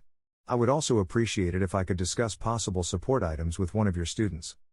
Power Loader looked back nervously, where the one student that had refused to leave the premises was feverishly working on her next volatile experiment. "Well, most of the students have gone home already. Which means at least one is still here. Can I talk to them for a minute?" Power Loader weighed his options. While he technically was supposed to let his students help heroes in training design their gear and only step in to make sure the new equipment wouldn't get students killed in the field, he felt tempted to spare the young, vulnerable-looking Midoriya the danger of approaching his problem student. Splitting the difference, Power Loader said, "You could always come back tomorrow, when there are more students around. You might find someone better suited to designing what you need. I'm sure we can work something out. I need new gear as soon as possible." Power Loader sighed and flung open the door. "She's in the back." Watch your step around her. The jetpack she was designing today blew up half the lab. He was hoping that offhand comment would be enough to scare off Midoriya, but he didn't seem fazed in the slightest by the prospect of handling anything that could explode at any moment. Instead, he thanked Power Loader and went straight towards the sounds of welding torches and power sanders. Power Loader followed the kid, partly because he had nothing better to do, mostly to make sure he didn't have to file an incident report. As they approached Hatsume's workstation, the canister of compressed, flammable gases she was welding to a metal plate sprung a leak. She dove for cover, killing the heat on the welding torch, but a stray spark ignited the gas. With a deafening bang, the canister blew its top off. A clump of metal shrapnel the size of a fist sailed close enough to the Midoriya's head to ruffle his hair, yet he didn't even flinch. Instead of welding the tanks onto the plate, you should make holders for the tanks, Midoriya said. That way, you can swap them out with fresh canisters. Hatsume looked up from her hiding spot under the workbench, her goggles zooming in and out as they focused on Midoriya's face. Hatsume, she said as she clambered onto her feet. Maybe later in the development cycle, Hatsume said. I wanted a proof of concept first. You're not going to get a proof of concept if it keeps blowing up on you. The student examined the framework of the jetpack, which still had smoke drifting off it. A jetpack's a great idea, adds maneuverability to a hero's kit. There are a lot of heroes that could use something like this. Hatsume rushed forward and grabbed the student by the shoulders, all but crushing him with her chest as she brought him face to face. I know, right? Everyone was saying that grapnel hooks were more practical, but how boring is that? Plus, a grapnel hook wouldn't work in open spaces. Exactly. Plus, with a jetpack, a hero can do a flying headbutt. Imagine how awesome that would be. It would be awesome. The student took a journal out of his backpack and got a pencil ready. I need some kind of long-range weapon, and I was wondering if you could help me with that. You want to make babies with me? Hatsume asked excitedly. Power Loader inwardly groaned, ready to explain to the poor kid Hatsume's meaning, but the kid answered in a calm voice, I would appreciate it. Ooh, let me guess, attack drones with boxing gloves? Imagine swarming your enemies with hordes of flying punching robots. I was thinking something handheld. A gun that fires a second gun? Imagine the trick shots you could do with that baby. Non-lethal. Rubber bullets? Ooh, that explode into sticky goo, snaring your target. Something that can help me grab things. Hatsume frowned. That kind of sounds like a grappling gun. She hummed to herself in frustration before shouting in delight and slamming her hand on the workbench. Give me 1 second. Hatsume returned with a 6-foot length of cable, some duct tape, and a wad of grip plastic. After taping everything together, she slapped the cord against the wall, letting the plastic end stick. An experimental tug had it clinging to the wall. Is it safe on people? Midoriya asked as he examined the adhesive material. In response, Hatsume peeled the prototype off the wall and flung it at Midoriya, catching him in the face. With some care, the plastic peeled off without leaving a mark. Any way we can get it to unstick remotely? Hatsume was long gone, scrambling for parts around the workshop. Could do something with an electrical current. Send a wire through the cable. Air pressure. Use the grappling guns as a base. I can have it ready by tomorrow. Great. Thank you, Hatsume-san. We can meet up right after class ends. Hatsume grunted in reply as she tore apart a stock grappling hook. Power Loader, stunned by how well Midoriya had handled his most eccentric student, followed him numbly back to his office. I would discuss costume changes with you, right? Would you mind if we went over the new specs? Sure, kid. Power Loader got himself a cup of coffee and resigned himself to a long night. Whatever you need. Chapter 5, Down the Rabbit Hole. There were moments when Izuku hated his quirk. He hated raising his hand for every question in every class, giving perfect answers every time. He hated getting perfect scores on every quiz and worksheet, prompting the teachers to praise his academic excellence. He hated seeing Kachan's simmering anger and Yaoyorozu's crushed, defeated expression every time he outdid them both. They both competed with him to answer the most questions and score the highest on their first day pop quizzes, but neither of them could compete with someone who knew the answers before the teacher had even handed out the papers. It had been like that for no small part of his childhood. He had always hated knowing that people will die or villains will escape and thinking that if he had made an anonymous call to a hero agency, none of that would have happened. He hated hiding his scratches and burns from his mom, hated avoiding beaches and swimming pools, hated wearing long sleeve shirts even when it was hot outside. He hated wondering what kind of house they could have if he had used his quirk to win the lottery, how often they could have katsudon, how much more time his mom would have for him since she wouldn't have to work 2 jobs.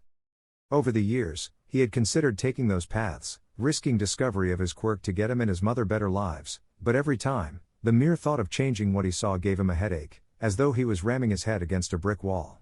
So, he kept his head down, kept his scars hidden, and tried not to look too closely at news of people dying.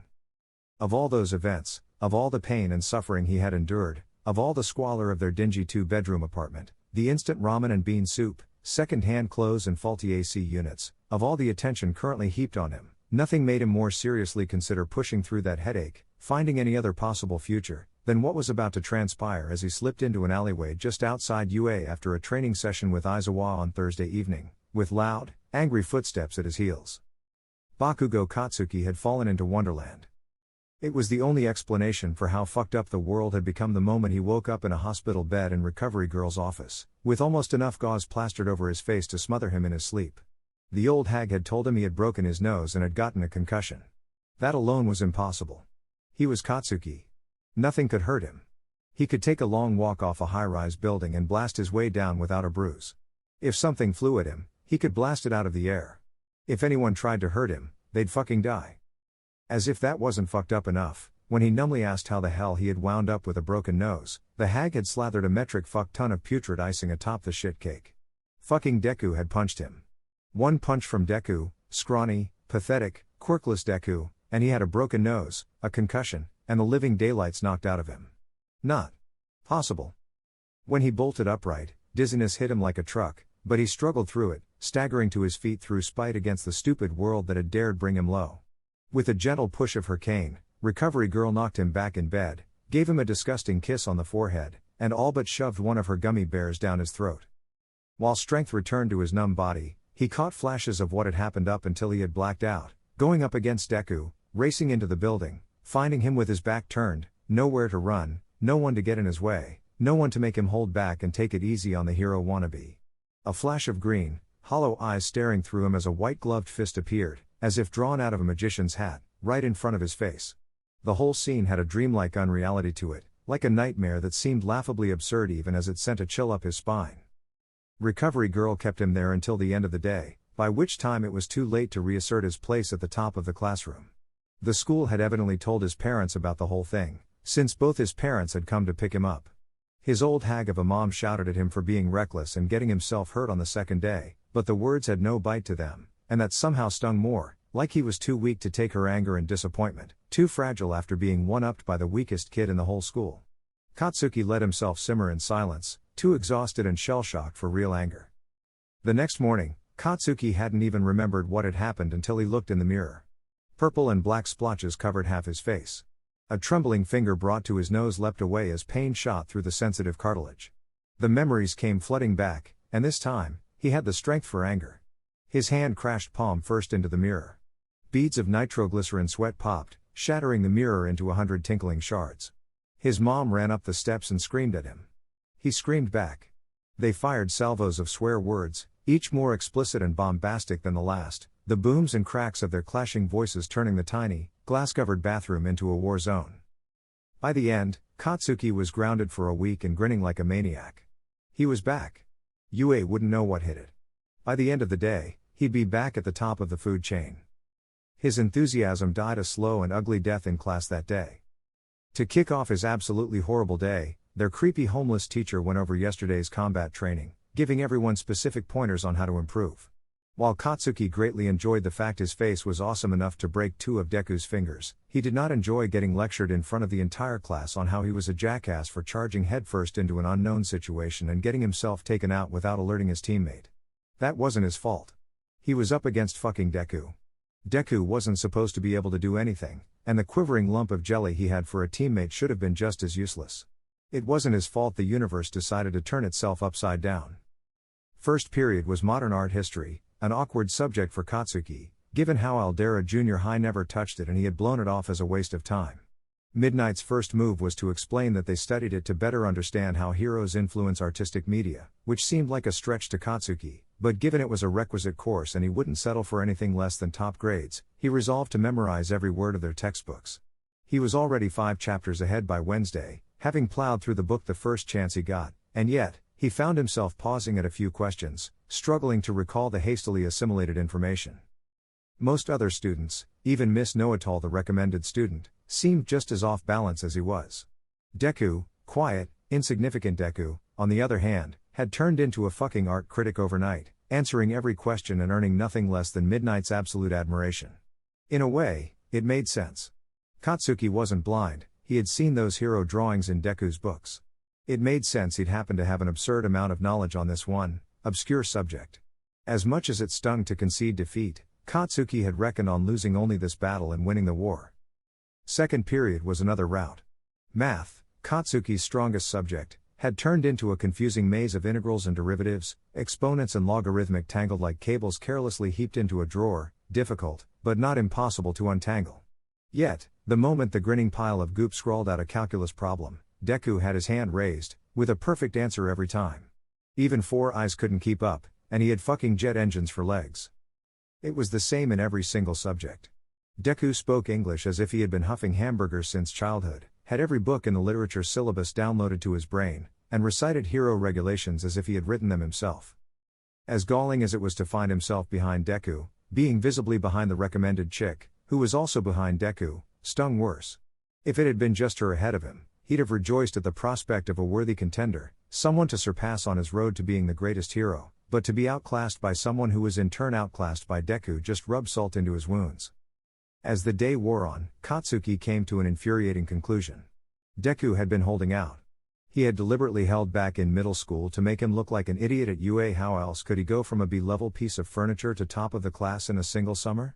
Katsuki swore to himself he'd make Deku pay. Maybe Deku was smart enough for UA, but he'd never be strong enough to be a hero. One way or another, he would prove it. So, Wednesday afternoon, he waited outside UA, but Deku never showed. He got back home half an hour late and had to make a half-assed excuse about having to take a detour when his mother got on his ass for not coming home right away. When he heard the next day that Deku was training every day after school with Eraserhead, Katsuki decided that curfew can go fuck itself. He wasn't waiting a whole week while Deku rubbed his inhuman intelligence into his face.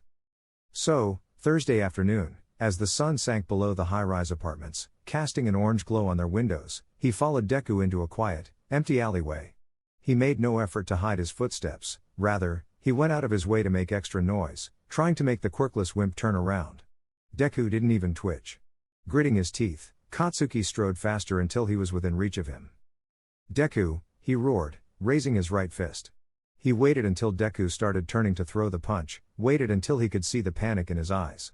Like the nightmare of getting beaten in combat training, there was no fear in Deku's expression as he watched Katsuki coming towards him. Deku caught Katsuki's punch by the wrist. Pulling back, Deku forced Katsuki to lean further forward while pressing his knee into Katsuki's thigh. Unbalanced, Katsuki fell forward, catching himself with his free hand. He tried to roll over, tried to wriggle loose from Deku's grasp, but the smaller boy was on top of his back, wrestling his hand into a painful hold, palm pressed flat against his back. Katsuki brought up his left hand, detonating the nitroglycerin on his palm, but Deku leaned aside, letting the blast ruffle his hair. Deku snagged the other hand and forced it next to his right, holding them both in place with a knee. "I'm sorry about this, Kachan." Katsuki wriggled, but he couldn't break free. "What the hell, Deku? Let me go. Stop struggling.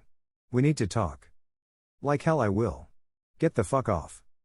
Katsuki wriggled and wriggled, but nothing he did made Deku budge an inch.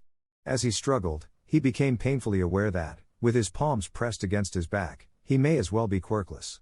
The skin on his hands could stand up to his explosions, but everything else was too sensitive. He'd scorch his back if he tried blasting his way free. It was Deku's way of making Katsuki as worthless as he was, and the mere thought of it made Katsuki sorely tempted to light up his hands like fireworks, his back be damned. Exhausted after his fruitless struggle, Katsuki sagged, letting his head rest on the dirty concrete. "What the fuck do you want?" Deku rolled up one of his sleeves and held his scarred arm in front of Katsuki's face. "Not all these are your doing, but enough are to get you into serious trouble." Katsuki snorted. "Seriously? Nobody gives a damn about you." Aldera didn't, but Aldera was an impoverished school desperate to get someone with a powerful quirk to graduate and put them on the map. They would have covered up murder if it meant getting you into UA, but at UA, it's a different story. They have a reputation to keep, and nobody wants a hero that abuses their classmates. It'd be bad press for UA if someone found out they accepted someone with your track record for hurting people. Katsuki froze, sagging under Deku's weight. The pebble in the road, by some cruel optical illusion, had turned into an indomitable mountain in the far distance the moment he turned the bend towards UA. Deku was smarter than him, Deku was stronger than him, and now, Deku had him at his mercy. What made it worse is Deku had the balls to look sorry as he ground his face in the dirt. Deku stared sorrowfully at him through the grimy glass shard in front of Katsuki's eyes. So, what? You're going to get me in trouble? What you did would have you expelled, at the very least. If I pressed charges, you could even get arrested. You'd never be a hero. Hot, stinging tears worked their way out of Katsuki's eyes. You're just rubbing it in before you fuck me over, huh? Having fun, Deku? His voice was shaking, and he couldn't stop it, but he refused to break down sobbing. Not at all. This is the only way to get through to you. This is the only way to get you to listen to me. If there was any other way, I'd take it. It sounded more like Deku was trying to convince himself than Katsuki. Fine, I'm listening, happy? Say whatever the fuck you have to say and let me go. My old hag's already going to chew me out for being late. Alright then. I want you to do 3 things for me. First, no more swear words. Heroes don't swear. The fuck? Deku's knee dug into his back, crushing his fingers. Katsuki groaned and gritted his teeth. That's your last one, Deku said. If I hear you swear again, I'll go straight to the principal. Do you understand? Are you foo? Are you blackmailing me? Katsuki watched him through the glass. Deku looked away, and his shoulders slumped. It's the only way. Hysterical laughter bubbled up in Katsuki as tears dripped down his face. Are you foo, for real? What makes you think you can get away with this? Second, Deku said, make friends with Mineta-san and Kaminari-san. The pervert and the dunce? Katsuki asked angrily. You can't be serious. I am. Invite them to the arcade next Sunday. If they accept, I'll keep your secret. My advice is to start eating lunch with them, act nicely around everyone, not just them, and wait until next Tuesday before asking them. I'll pay for it, since it's only fair. You seriously want me to? Also, make sure Mineta doesn't get himself expelled. You can hardly be friends with him if he gets himself kicked out for peeping in the women's locker room. Fu Katsuki cut himself off before he could swear. The blackmail, the humiliation, Deku's casual attitude as he told him how to live his life, like he was a cute little Pomeranian on a leash, made his blood boil. Once again, he bucked and tried to throw Deku off, and once again, Deku's knee forced him back into the dirt. Sweating, tired, and emotionally spent, Katsuki asked in a sullen voice, dreading what the answer would be, what's the third thing? Be the hero I could never be. Deku put something in his pocket, released him, and walked away. Katsuki struggled to get up, half blind with rage, ready to strangle Deku, but by the time he made it back onto his feet, Deku was long gone. He felt around in his pocket and found a 5,000 yen note, clean, neatly folded, fresh from a local bank. Katsuki almost tore it up. Katsuki cut himself off, seized with the fear that Deku might still be nearby, waiting for him to crack. Howling in anger, Katsuki punched a brick wall, leaving a scorch mark as his sweat exploded. The sharp ache of his bruised fingers did nothing to dull the ponderous, cold dread in his gut.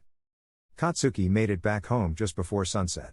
His mother was on him at an instant, shouting at him for not coming home on time 2 days in a row. Too tired to put up a fight, Katsuki murmured an apology and waited for her to stop shouting. She must have known something was off, from his disheveled clothes, bloodied fingers, and tear-stained face. Her voice softened to a tone Katsuki hadn't heard in years and asked him what was wrong. He couldn't answer her. Alone in his room, without anyone to watch him, Katsuki broke down, sobbing into his pillow as the sun set. If any class was going to give Izuku a shout of gray hairs before his time, it would be this one. It had been just over a week since class had started, but he was already sure he'd have nightmares for years to come. Sharp glances were keeping Mineta in line for now, but he knew he'd have to give the lecherous kid a private lecture before he got out of hand. Yaoyorozu was slowly crumbling before his eyes, the evident cause being she didn't find herself at the center of this classroom's universe. He might not have even noticed if Nezu hadn't pointed out her confidence issues in an offhand manner, but knowing what to watch for, he could see the subtle signs of her shattered self-worth. Todoroki was cold and quiet. That scar, coupled with his asocial attitude, made him wonder if he had 2 abused children in class. Oddly enough, the one he had pegged as the worst of the bunch, the foul-mouthed teen who had the temperament of a lit torch thrown into a fireworks factory, had gone an overnight transformation. His behavior didn't quite do a complete 180, but he'd call it a big step in the right direction. He had stopped insulting his classmates, and even attempted talking to Mineta and Kaminari. The swearing didn't entirely vanish, but Katsuki would always catch himself before he let one slip. Shouta noticed that he would glance at Midoriya each time it happened. Speaking of Midoriya, Shouta was blown away by his performance thus far. Every teacher he talked to gushed about their new star pupil, raising his hand for every question and giving perfect answers every time. Shouta couldn't blame them. During their training sessions, Midoriya absorbed every drop of information, every exercise, every Wing Chun drill, all of it, like parched desert soil. Midoriya only needed to see or be told something once to execute it perfectly, and he would continue to execute it with the precision of factory equipment until his arms shook with exhaustion. After verifying that Midoriya was doing all his personal strength and stamina training correctly, Izuku focused on giving him a crash course on all the CQC he could teach him. Blocks, punches, throws, dodges, and everything in between, he learned months' worth of martial arts in a matter of days. As Midoriya continued his explosive growth, Shouta found himself growing rationally angry at all the teachers that had failed him, all the teachers that ignored the enormous potential lying right under their noses. He imagined how much farther Midoriya would be if he had just started his training a year earlier, or two. Friday afternoon, as Shouta retreated to the break room to rejuvenate himself with a pot of coffee, All Might, shrunken down to his civilian form, crept into the room. "Ah, Izuku-san, I was hoping to get a chance to talk to you. It's been a long week, and I haven't seen you around much." Shouta held back a sigh. "What is it, Yagi-san?" "Well, I had questions about the combat training. 2 of my students got sent to the nurse's office, and I was wondering what I could have done differently. Should I have told them to take it easy on each other before they started? Should I have stepped in when it looked like something bad was about to happen? I'm not sure if there was anything I could have even done, but..." Shouta held a hand up, stopping the torrent of doubt and insecurity pouring from the number 1 hero. Nobody was permanently injured, and the class continued with minimal disruption. "You handled it just fine. But they broke bones." Shouta gave him a flat, disapproving look. "Yes, they did. Your point?" Toshinori coughed in surprise and wiped at the blood on his lips. "Izuku-san, I know I'm not an experienced teacher, but isn't that going too far? Isn't it a part of our job to keep these children safe?" "Safe?" Shouta snapped. "You want to keep them safe? Coddle them like that, and they'll die to the first villain that breaks their nose. That sounds a bit extreme." "Really? I figured that you'd understand how dangerous hero work is, given that hole in your chest." One of Toshinori's hands reflexively went to the old wound. "That was not exactly a typical circumstance. And most of us can't punch the weather away," Shouta said dryly. "For all your strength, for all your power, you still got a crippling injury, something that would have killed anyone else. Heroes die all the time in this line of work. Nobody realizes it because they're all paying attention to you. Every time you save a civilian or lock up a prominent villain, it makes the front pages and 6 o'clock news, and in the meantime, lesser heroes die to nameless villains, a tragedy forgotten by the next headline. Izuku-san, for what it's worth, I think it's a good thing nobody realizes how dangerous the world had become, but you're not going to be around forever." Izuku poured himself a cup, grimaced at all the grounds lurking at the bottom, and drank the whole mug in one go. "Sooner or later, that wound's going to make you retire, or worse, kill you off, and when that happens, it's going to be ugly. If I'm lucky, I won't be alive to see it happen, but I know my students will have to clean up whatever you leave behind. I want to make sure they're ready for that, and if you have any respect for their lives, you'll do the same."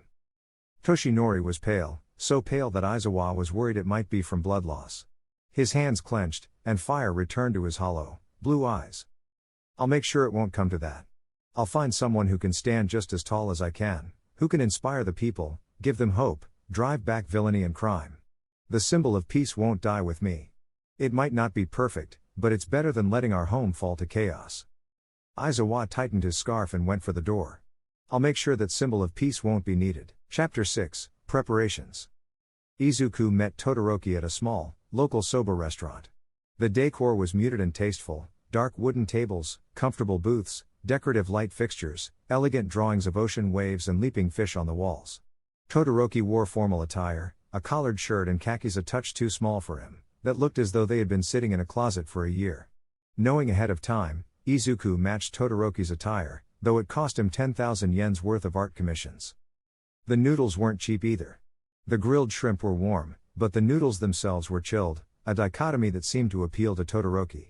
The dish was topped with a chili flake slurry that had a pleasant, smoky burn. The noodles themselves were infused with green tea, adding herbal notes to each bite.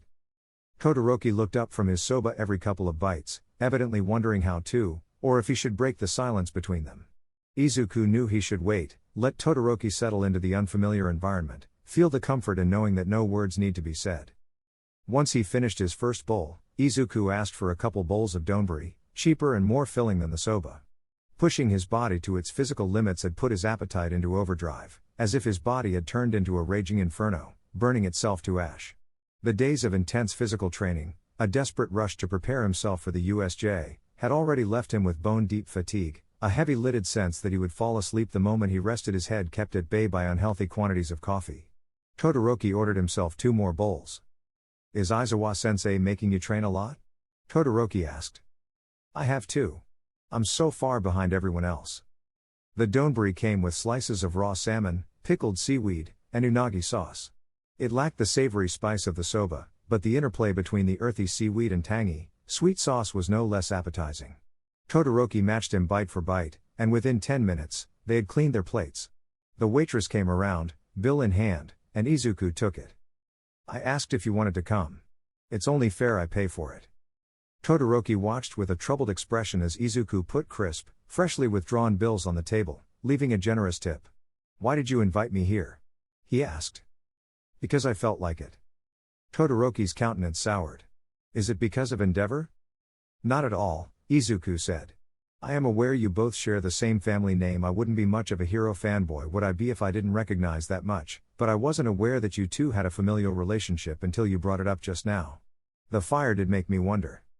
At the mention of the fire, Todoroki grimaced and looked away. Izuku leaned forward and said, "I'm guessing things aren't great between you and him." Stony silence was Todoroki's only answer. Instead of trying to pry further, Izuku said, "I don't remember my father.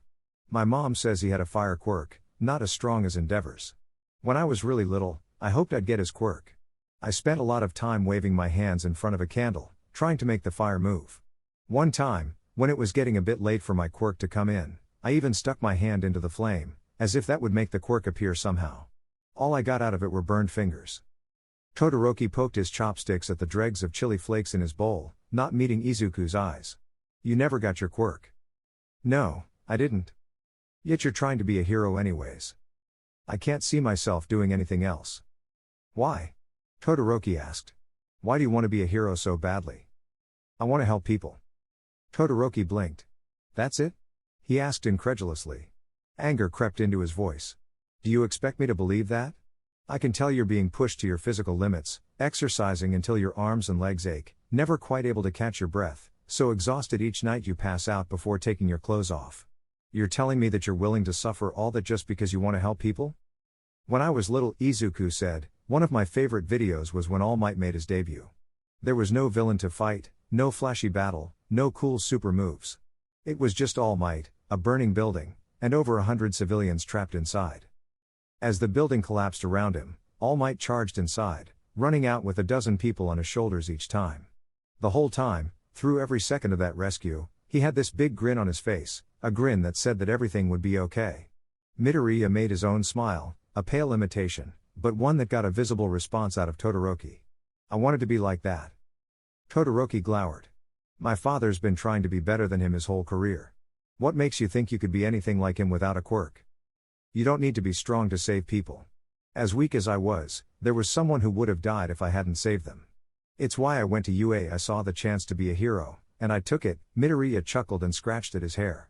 "To tell the truth, I didn't think I'd get as far as I did." "So, you're not trying to be number one?" "I know I never could be. Just saving people is enough for me." Todoroki leaned back in his chair, still processing everything Izuku had said. While he was distracted, Izuku asked, "What about you? Why did you go to UA?" "Not your business." "Is it because your father made you?" The silence between them was cold and dense enough to climb with an ice axe. Todoroki stared frostily at Izuku and asked, "What makes you think that? It doesn't seem like you like your father that much. You always call him Endeavor, for one." Todoroki winced. He stared down at the table, never meeting Izuku's eyes. "Just drop it, all right? It's nothing." As much as Izuku hated himself for forcing the issue, he knew that he had to get through to Todoroki. Do you actually want to be a hero? Yes. I decided on my own that I will be a hero, but I'm going to do it my way. I'm not going to use Endeavor's power. That's why you don't use your fire? Todoroki nodded.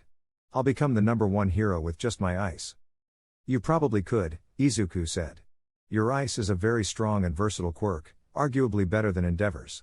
It reduces property damage, though you'll need to be careful not to freeze pipes. It can reshape the terrain, shield civilians, treat burns, imprison villains, though watch for hypothermia and frostbite, and it gives you more mobility. You really think I can do it? Absolutely. Todoroki snorted, a ghost of a smile forming on his lips. Endeavor always said I was holding myself back, wasting my potential, would never beat All Might if I didn't use both sides of my quirk. It feels nice, hearing from someone that I can do it.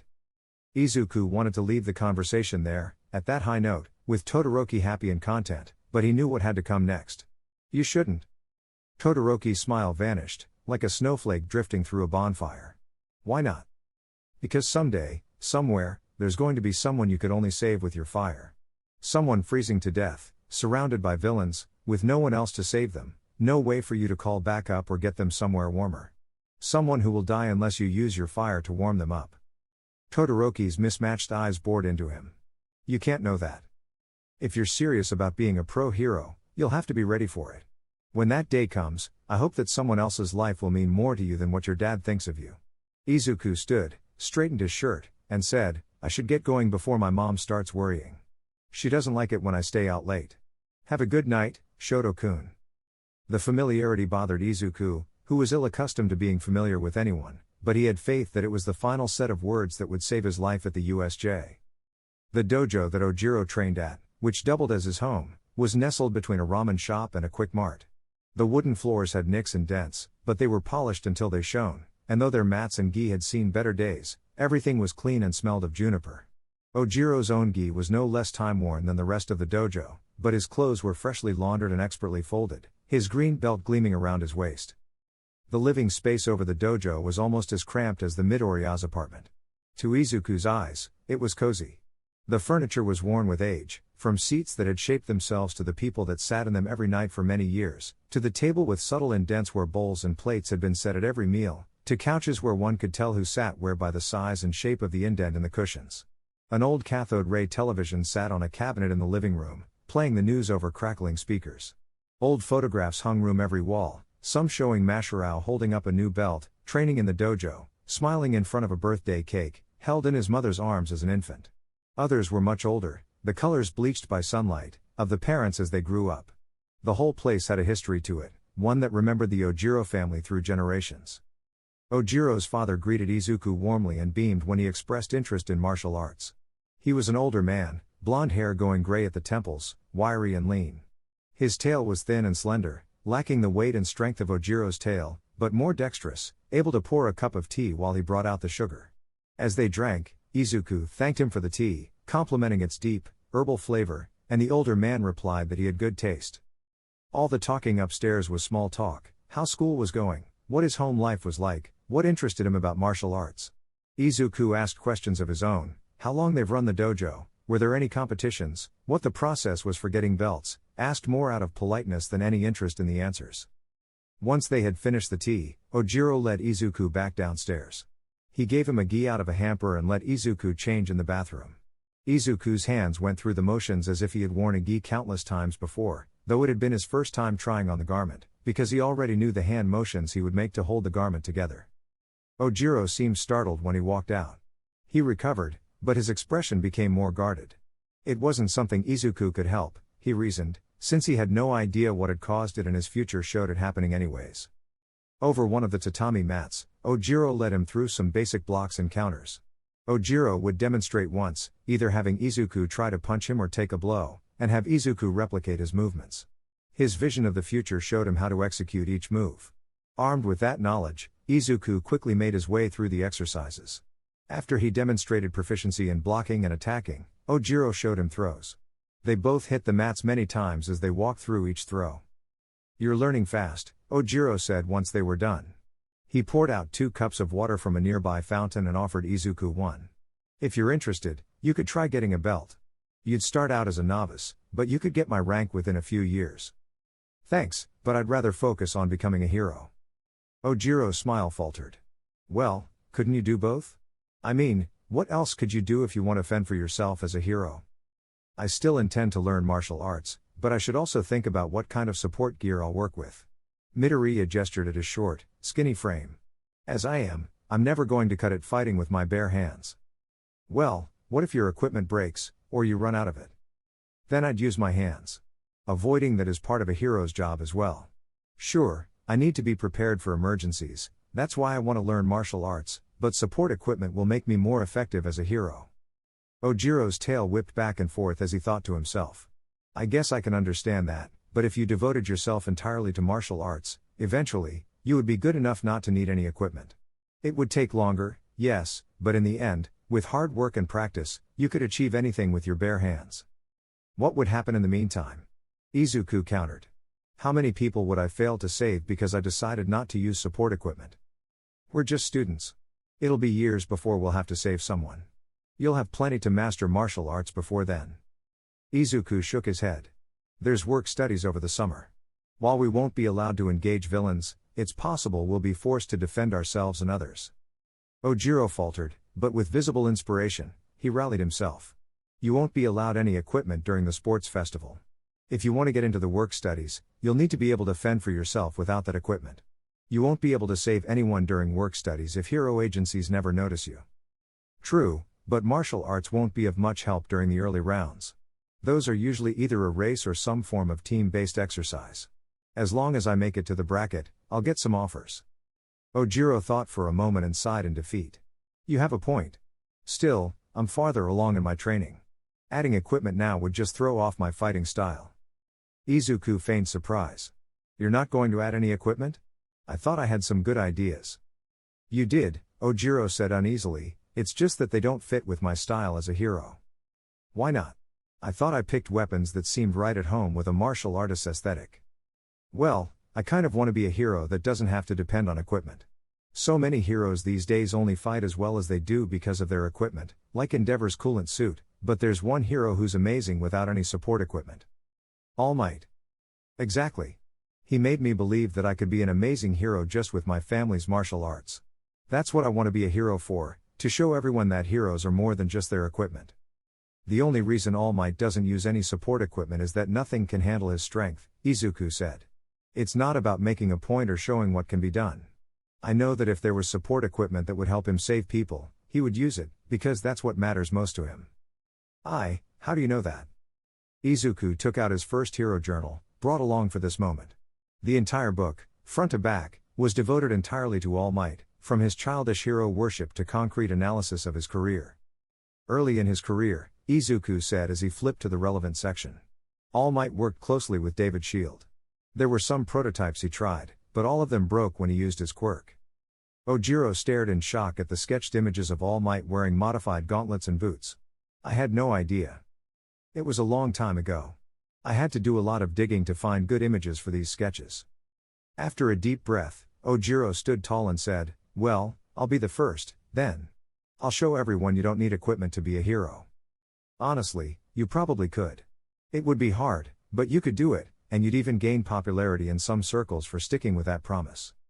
You really think so?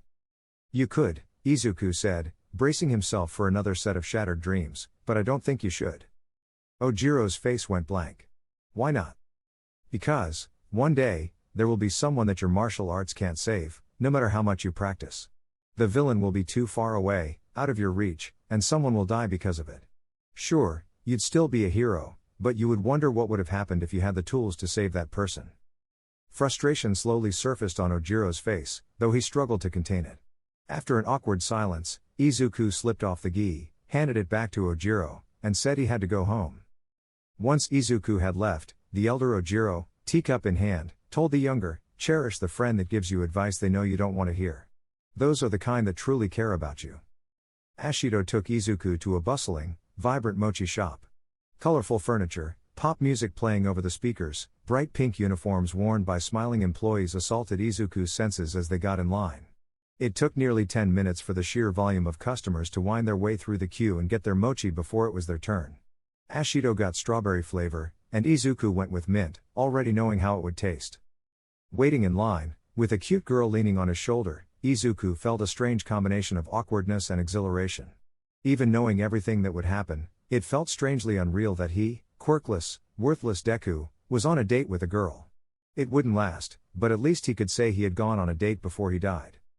Ashido looked right at home in the flamboyant atmosphere, with a black tank top and shorts that showed enough leg to make Izuku uneasy every time he looked down. Izuku went with a plain long-sleeve shirt and jeans, casual, but a bit stuffier than anything that would have fit the venue. Their seat was in the middle of the turmoil, with people passing them and idle conversations droning over the backdrop music. Ashido dug right in, tearing a big bite of pink-colored rice cake and chewing it vigorously. Izuku ate his green-colored treat at a more deliberate pace. "Isn't this stuff the best, Izu-kun?" Ashido asked between bites. Izuku had to speak louder than usual to make himself heard. "It's really good. Thanks for inviting me here, Ashido-san." Ashido waggled a finger in front of Izuku's face. "Nope. We're on a date, so you have to call me Mina-chan." "Sure, Mina-chan." Izuku couldn't remember the last time he had used such a casual honorific. Despite his nerves, the name rolled easily off his tongue. Mina smiled at him. "So, how long have you been drawing?" "I started when I was really little. 4, I think. After I saw All Might for the first time, I got obsessed with heroes. I started drawing pictures and writing about them, and as time went on, I got better at both." "You have more journals, right? Mind if I see one?" "Sure." Izuku had his latest journal on him since there will be a villain attack right around the corner in an hour. He had only just started it, with a few entries on Kamui Woods and Mount Lady. Mina chuckled when she saw the heroine's skimpy outfit. "Careful, Izu-kun, people might think you're a pervert if you keep drawing stuff like this." Izuku leaned forward to see the image that she was talking about. Mount Lady was leaning forward, greeting her audience and showing a generous amount of cleavage. Some rough-sketched bystanders were drawn in for scale. Her costume has to stretch many times its size when she grows. It can only cover so much at full size. I bet she does that on purpose. Well, it has certainly gotten a lot of attention. I've been getting so many commissions for her lately. "You do commissions?" Mina waggled her eyebrows with a mischievous smile. "Do you do naughty commissions?" Izuku shook his head. "People offered me a lot of money, but I never felt comfortable with it. I know some heroes, like Midnight, say it's fine, but it feels wrong, like I'm stripping them myself and letting people ogle them." "Yeah, I can see how that would be weird. How much did they offer?" "One guy offered 50,000 yen. Most do 5 to 10,000. Mina's jaw dropped. "That much, really? That's for the really hard stuff to make." Izuku took out his phone and opened some image files. "I usually make them on a tablet, makes it easier to do the shading and add effects." "Wow, that's awesome." Mina flipped through the files, marveling at each one. "You made all these? How much time did it take?" "Each one takes a couple days. I have to do the line art, fill in the colors, then the shading. Shading takes a long time to get right. I wish I could make art this pretty. All I can do are doodles." "What do you do for fun?" Izuku asked. "Aside from asking out cute boys?" Mina asked with a sly smile. "I like dancing." "Really? What kind?" "Just dancing, I guess. Whatever's fun. I've been dying to try out a nightclub, but my parents won't let me." "Don't you have to be 20? "Yeah, but once I move out, I'll get a fake ID and party it up." Mina leaned closer and whispered, "You can come with me if you want." Izuku shook his head. "I appreciate the offer, but I want to focus on hero work." Mina's horns drooped. "Oh. So, does that mean?" "Yeah, I'd rather not get into anything right now. Sorry." "No, it's fine. I understand." Mina smiled at him and said, "Thanks for coming, though, I still had lots of fun." "Same here. No one's ever asked me out before, so thanks for doing that. It was really nice of you." "Really? No one was interested in you?" "Well, I am quirkless." Mina winced. "Ah." She punched him lightly on the shoulder. "They all missed out. You're pretty great." "Thanks. You're pretty great too." Mina giggled and said, "Well, if you ever change your mind, you have my number. I'm not going to wait around forever, so don't get mad at me if I have to turn you down because I'm with someone else." "That's fine. Anyways, I had some ideas for your hero outfit you might like. Really? Let's hear it. Opening up his 1A notebook, he showed Mina his rough sketch of a set of bulbous gloves. I don't know, I'm not sure I like the way they look. That can be fixed. The general idea is that you can store the acid you make, so you can release it all at once later. Like what Bakugo does? I don't know, acid can be pretty dangerous. It's usually better just to use a little bit at a time. It could be useful in emergencies, Izuku said. Like if there's a lot of villains at once, or a really powerful one. It could also clear obstacles. It would be tough to use around civilians and could cause severe property damage, which is why it should be used sparingly. Still, I think you should at least try it, see what you think. Well, you're the smart one. If you think I should, then I will. Cool. I can't wait to see it in action. You'll draw me when I use it, right? Show me how it turns out. He knew he would never be around for a second date, but it was nice to know that she was interested. While they were jogging under Aizawa's supervision, Izuku ran up to Uraka and said, I noticed you have trouble nullifying the gravity of multiple objects at once. Ah, Midoriya-kun. Yeah, Uraka said between breaths, I get nauseous when I try it. Have you tried making objects just a bit lighter instead of nullifying it altogether? It might be easier on you. I never thought of that. Thanks. I'll give it a try. Izuku could only guess how it would save her life, but he knew that short conversation would matter. Chapter 7, Motherly Concerns. Midoriya Inko knew that her son was not okay. Learning that he had been quirkless, despite both his parents having quirks, shattered her baby Izuku's dream of being a hero. Maybe she shouldn't have told him it wouldn't be possible. Maybe her son would still be happy if she had let him live a lie, but she knew she couldn't live with herself if Izuku got himself hurt trying to be a hero without a quirk. The first couple weeks were hell. If Izuku wasn't crying over his favorite All Might video, he had the lifeless demeanor of a zombie, and if he wasn't dejectedly staring off into space, he was working on his notebook with shaking fingers. Inko almost broke down, almost told him that he could still be a hero, that he could sign up for martial arts or something, learn how to save others without a quirk. If it had gone on for much longer, she might have. It was as if a switch was flipped in Izuku's brain. One day, the crying, the listlessness, the expression of a broken heart and shattered dreams, was replaced by apathy. Sure, he still smiled or frowned at things. Over the years, Inko learned to read the subtle changes in expression. However, he never laughed, never seemed surprised at anything, never said more than he needed to or tried anything different.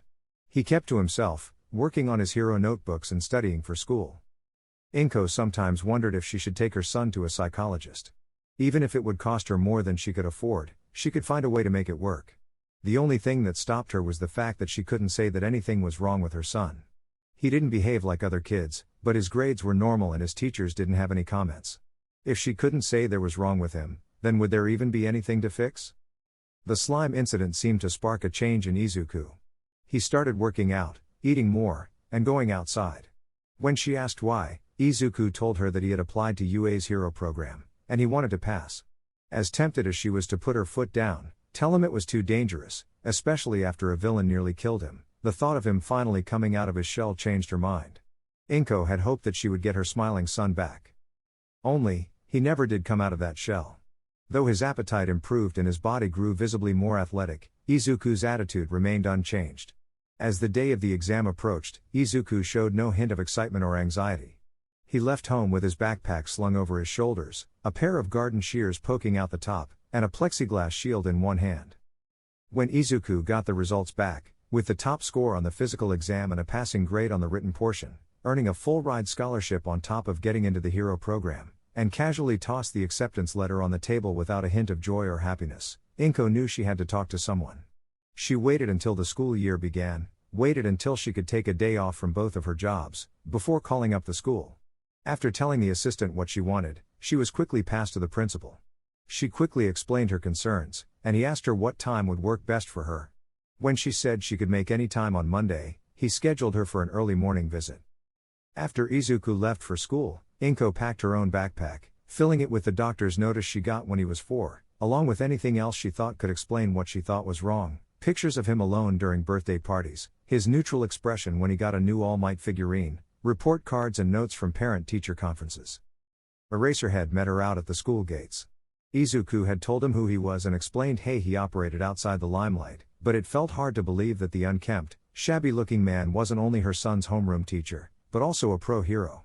The press parted uneasily around him as he glared them aside, making room for Inko.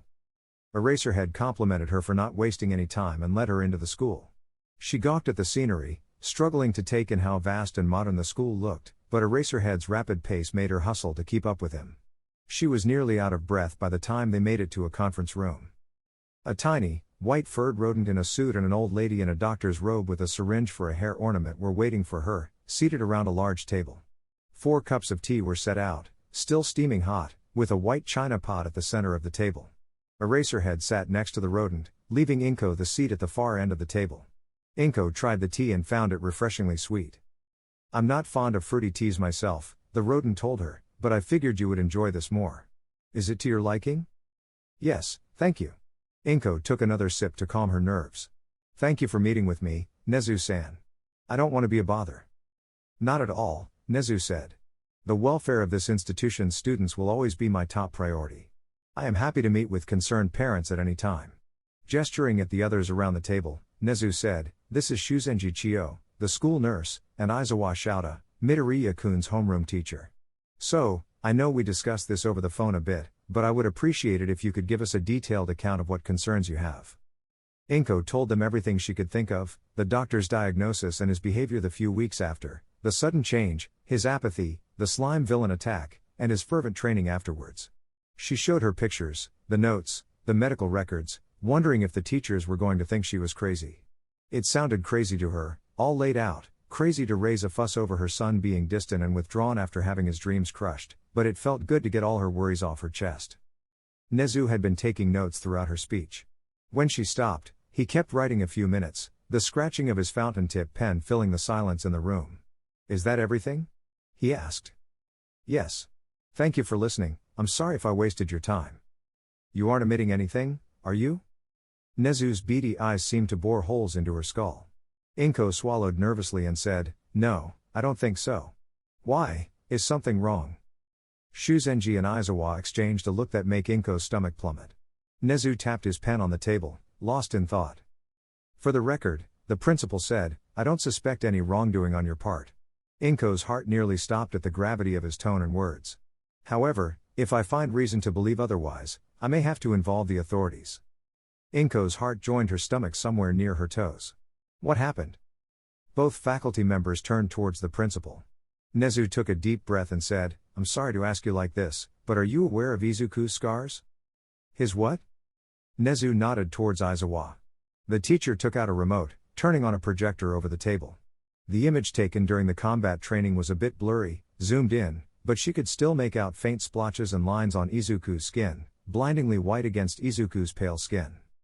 Tears poured down Inko's face as she took in the image, blurring the scars even more. "When?" she asked, her voice hoarse. "When did this happen?" "I got a closer look at his scars when he came into my office," Shuzenji said. "They all look years old, and though I can't be sure, it looks like they all happen at different times. As best as I can guess, this has been happening for a long time."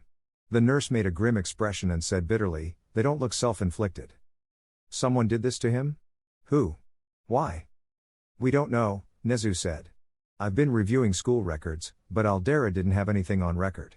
It will take time, but I'm working on getting access to their security footage." Inko could barely speak from how tight her throat had become. She couldn't see anymore, blinded by her tears. "How did I not know about this?" she wailed, sobbing into her arm. "How could I be so stupid?"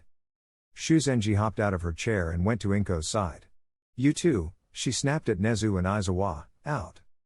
"We'll be next door," Nezu said. "Take as much time as you need, Midoriya-san." When they were alone, Recovery Girl pulled a chair over next to Inko. She sat next to her, patting her shoulder while she sobbed into the table. "Everything will be okay, Midoriya-san. We will do everything we can for your son." "How did I not know? He had scars all over his arm and back for God knows how long, and I never even noticed them." "How? Do you think he was hiding them on purpose?" Inko sniffed and wiped her face. He had to have. He always wore long shirts, no matter how hot it was. He always said he hated swimming. How did I miss all that?" "It's all right, dearie, you didn't know. Nobody's perfect. There's nothing you could have done if he didn't let you know about his problems. But why? Inko grabbed Shuzenji by the shoulders. Her eyes were flooding with fresh tears. Why didn't he tell me? Did he think I wouldn't care? Did he think I wouldn't believe him, or do anything about it? I don't know, Recovery Girl said. That's something you'll have to find out from your son. Inko's shoulders sagged. I did this. When he got the diagnosis, he asked me if he could still be a hero. I just apologized. I couldn't even tell him that he could still have his dream. I couldn't, I was so worried about what would happen to him, and if I had been more supportive, if I helped him become a hero like he always dreamed, maybe he would have trusted me. Maybe he would have told me all this was happening. Inko grew nearly incomprehensible as her chest shook from all the sobbing. Maybe it wouldn't have even happened in the first place. You weren't wrong, Midoriya-san. Hero work is dangerous. Your son came in a few days ago with 2 broken fingers, I'm guessing he didn't tell you that either? Inko's stricken countenance was all the answer Shuzenji needed. The elderly woman shook her head. It's a common enough occurrence during training. Burns, cuts, broken bones, concussions, sprains, you name it, I've seen it in my office. We try to limit it, but fact is, they need to be exposed to that danger beforehand, or the real world will chew them up. Hero work isn't glamorous, it isn't a cozy life. It's a life of hardship and sacrifice, one that isn't easy for anyone, even those with powerful quirks. If I hadn't seen what Midoriya was capable of for myself, I would have insisted that he be transferred to general studies. Even now, I still can't believe he's here. I don't even know how I did it. How awful is that? I should have been there to support him, and instead, he had to do all this on his own. No wonder he never told me anything. Inko buried her face in Shuzenji's shoulder, drenching her coat. She cried like that for 15 minutes, while Recovery Girl patted her back and muttered softly to her. I'm sorry, Inko said as she pulled away. I shouldn't have. It's quite all right. Shuzenji rummaged around in her pocket and took out a gummy. Here, eat one. You'll feel better. Inko stared numbly at the green teddy bear between her fingers. She popped it in her mouth, grimacing at the sickly sweet apple flavor. When she swallowed it, a surge of energy spread through her, making her feel a little less like death. Thank you, she said, her voice trembling as she held back another round of sobs. You're going through all this trouble just for me. I don't feel like I deserve it.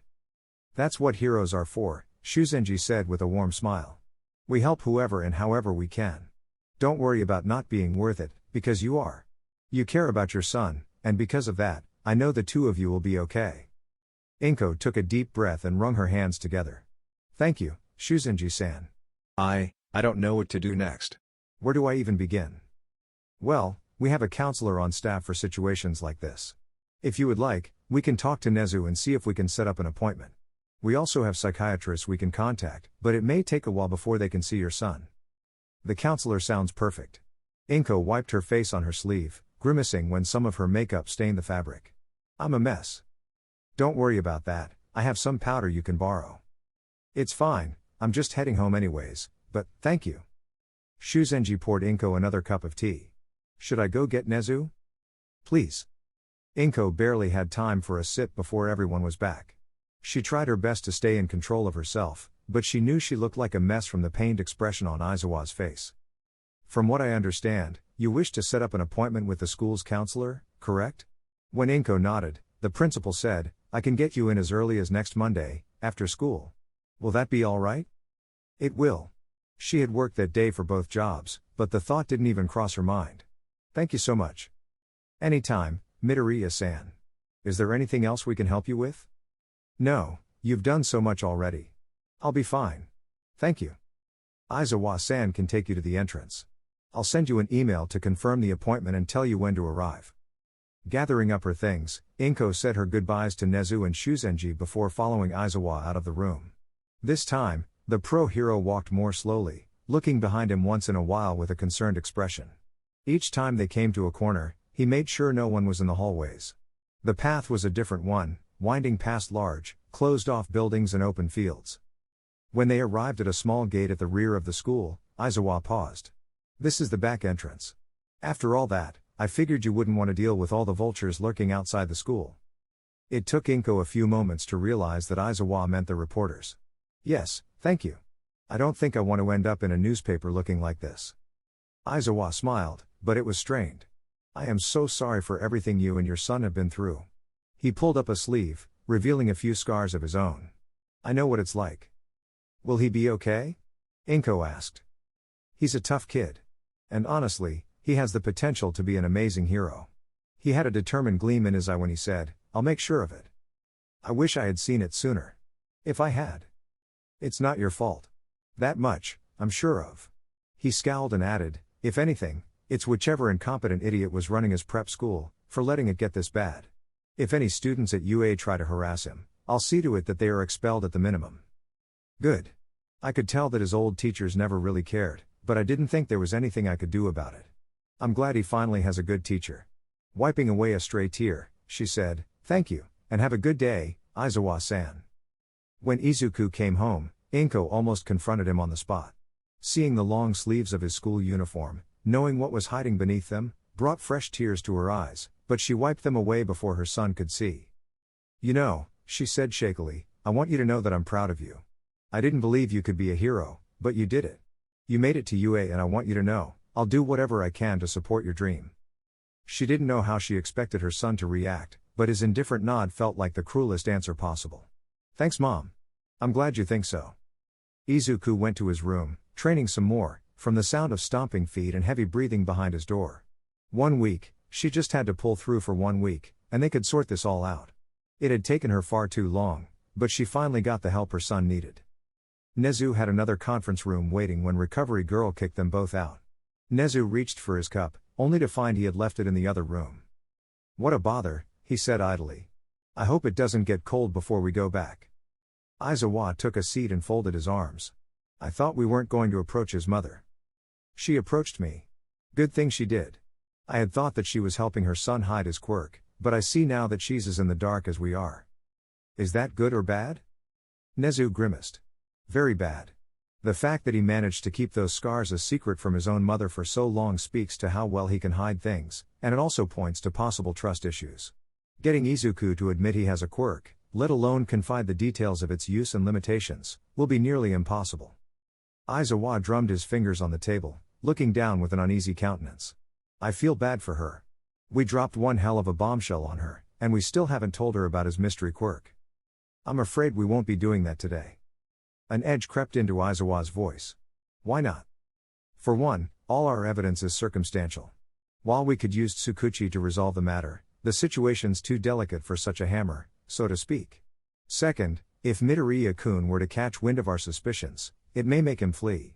Considering that he has an information-based quirk of equal or greater magnitude of my own, with unknown function and characteristics, I shudder to imagine how difficult it would be to track him down. He could disappear entirely, or worse yet, team up with villains. So, what are we going to do? We can't tell his mother, we can't confront him, all we're doing is waiting for something to happen. What are we even waiting for? More information. I've been keeping tabs on Midoriya-kun's activity, and what I've seen so far is worrying. His behavior has been highly out of character since starting classes at UA. His academic performance has greatly improved, and he's socializing far more than the limited information I've gotten from Aldera would suggest, going so far as to meet with multiple classmates off campus. For the past 3 days, he has gone out with 3 members of the class, Todoroki, Ojiro, and Ashido. Of those, both Ojiro and Ashido filed requests for new support gear today. On a hunch, I decided to ask them where they got the ideas for their gear, and both of them told me that it was Midoriya's idea. He's known in his class for his thorough quirk analysis, Aizawa said. It's no surprise that his classmates would want his advice. True, but Ojiro had a more interesting tale to tell. He had insisted on not using equipment at all, but Midoriya warned him that if he didn't, someone would die. Aizawa leaned forward, thinking the implications of what Nezu said. So, is it a predictive quirk after all? Possible. Again, there's not much we know. What worries me is why his behavior has radically changed. Nezu scratched at the side of his face as his attention wandered. If he was worried we suspected he had a quirk, the last thing he would do is draw attention to himself, which means there has to be something else going on. Whatever the reason, I fear we'll find out soon enough. Worried by Nezu's tone of voice, Aizawa decided to change the subject. Have you figured anything out about his quirk? Nothing so far. However, Midoriya-san gave us a good hint. The change in emotions. Exactly. I'd wager that it marks the activation of his quirk. Whatever it is, it caused a significant change to his emotional state. All the more reason to get him counseling, Izuku said grimly. I know you didn't want to single him out, but after hearing this, I agree, and I think today will give us a wonderful opportunity to make it happen. Izuku blinked in surprise. You're going to suggest it to her? I will. I'd like to think that it would be enough to get Midoriya-kun to open up to us, but I doubt we'd be so lucky. It will be enough to at least get a better understanding of his emotional state. In time, that might help us solve this riddle. As it turned out, Recovery Girl had already suggested counseling, and Midoriya had enthusiastically agreed. To Izuku's relief, they finally had a set date for a counseling session. They finally had the chance to help such a promising student. Considering how disheveled Midoriya-san appeared, Izuku led her out the back, making sure no one saw her. Before parting ways with her, he tried to reassure her as best as he could. From the sad smile on her face, he felt it might have been enough. It tore at his heart, knowing that they were hiding Izuku's quirk from her. For a moment, he felt tempted to tell her what he knew, but he couldn't deny Nezu's logic. He watched in silence as Midoriya walked the winding, lonely path back to the school's parking lot. Chapter 8, Wonderland. Katsuki felt like a pot of boiling water with the lid clamped shut. He felt Deku's eyes on him wherever he went, in the lunchroom, in the hallways, even when he was checking his phone in the bathroom. Swearing came easily to him, Katsuki's way of showing the world that he meant fucking business. Now, every time he started one, a jolt of fear held his tongue. Even at home, even when locked away in his room, even when Deku shouldn't possibly be able to overhear him, he couldn't bring himself to swear. He knew he was being stupid. He knew he was being weak, but if all it took was one swear to cost him his rightful place as the #1 hero, he'd never swear again for the rest of his life, no matter how much like a fucking wimp it made him feel. So, he kept the lid on his anger and sucked up to Kaminari and Mineta. It was easier said than done. They both regarded him like a rabid dog at first, glancing uneasily at one another when he asked to sit next to them. It was only natural. They were too weak to handle him. So, he had to roll over and show those pitiful puppies his belly, wag his tail, smile, ask nicely, and play the meek, pitiful little Pomeranian that Deku wanted him to be. It had taken mentioning that he played the drums to get Kaminari to open up. The dunce was into rock music and wanted to play the bass. Mineta had volunteered to be lead singer, salivating over all the chicks he'd score once they started a band. It took all of Katsuki's discipline to keep from strangling him right then and there. As the days wore on, Kaminari and Mineta gradually warmed up to him. Katsuki endured their discussions of girls, music, and video games, pretending to be engaged. It wasn't hard. His ear for the drums led him to multiple rock bands, and it was always fun to crush virtual villains in a video game, but the idle conversation made him feel as though he was wasting time, when he could have instead read through the textbooks, or clobbered a training dummy at one of the gyms. As if it wasn't enough that he had to suck up to the hero course's lowlifes, he had to watch Deku surround himself with half the class, as if to prove to Katsuki that he could surpass him in the lunchroom as well.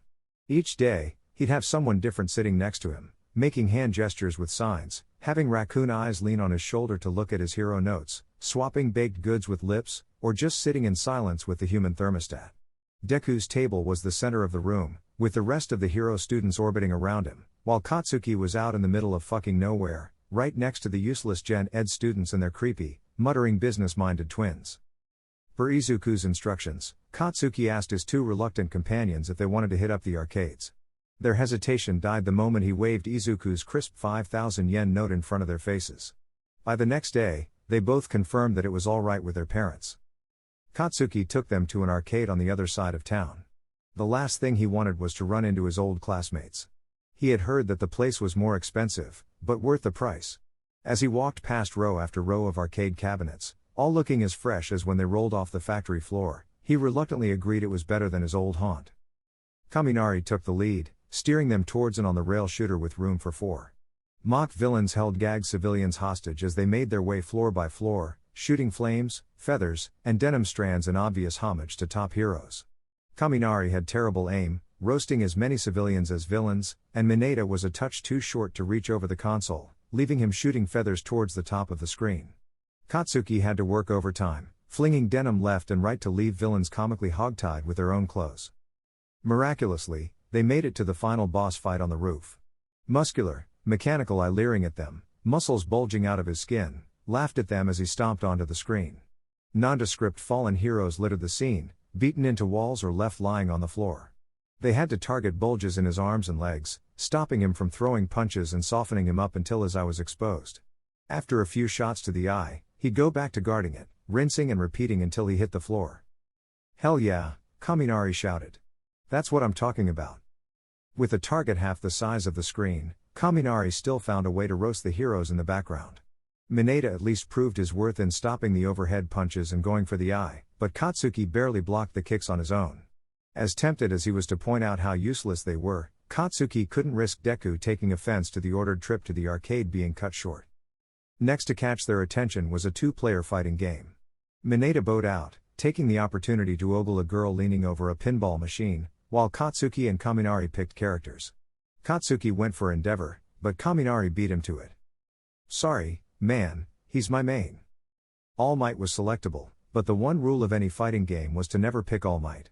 Whether it was Street Heroes or Hero Brawl, All Might was always the op character, tanking every hit and punching like an 18-wheeler in return, moving far too fast for a heavy hitter to boot. Hawks always had a terrible matchup against Fire, so instead, Katsuki settled for Bastionist. Kaminari took an early lead, roasting Katsuki with a long-range barrage, but once Katsuki got a hang of the controls, he darted through an opening and landed a punishing combo.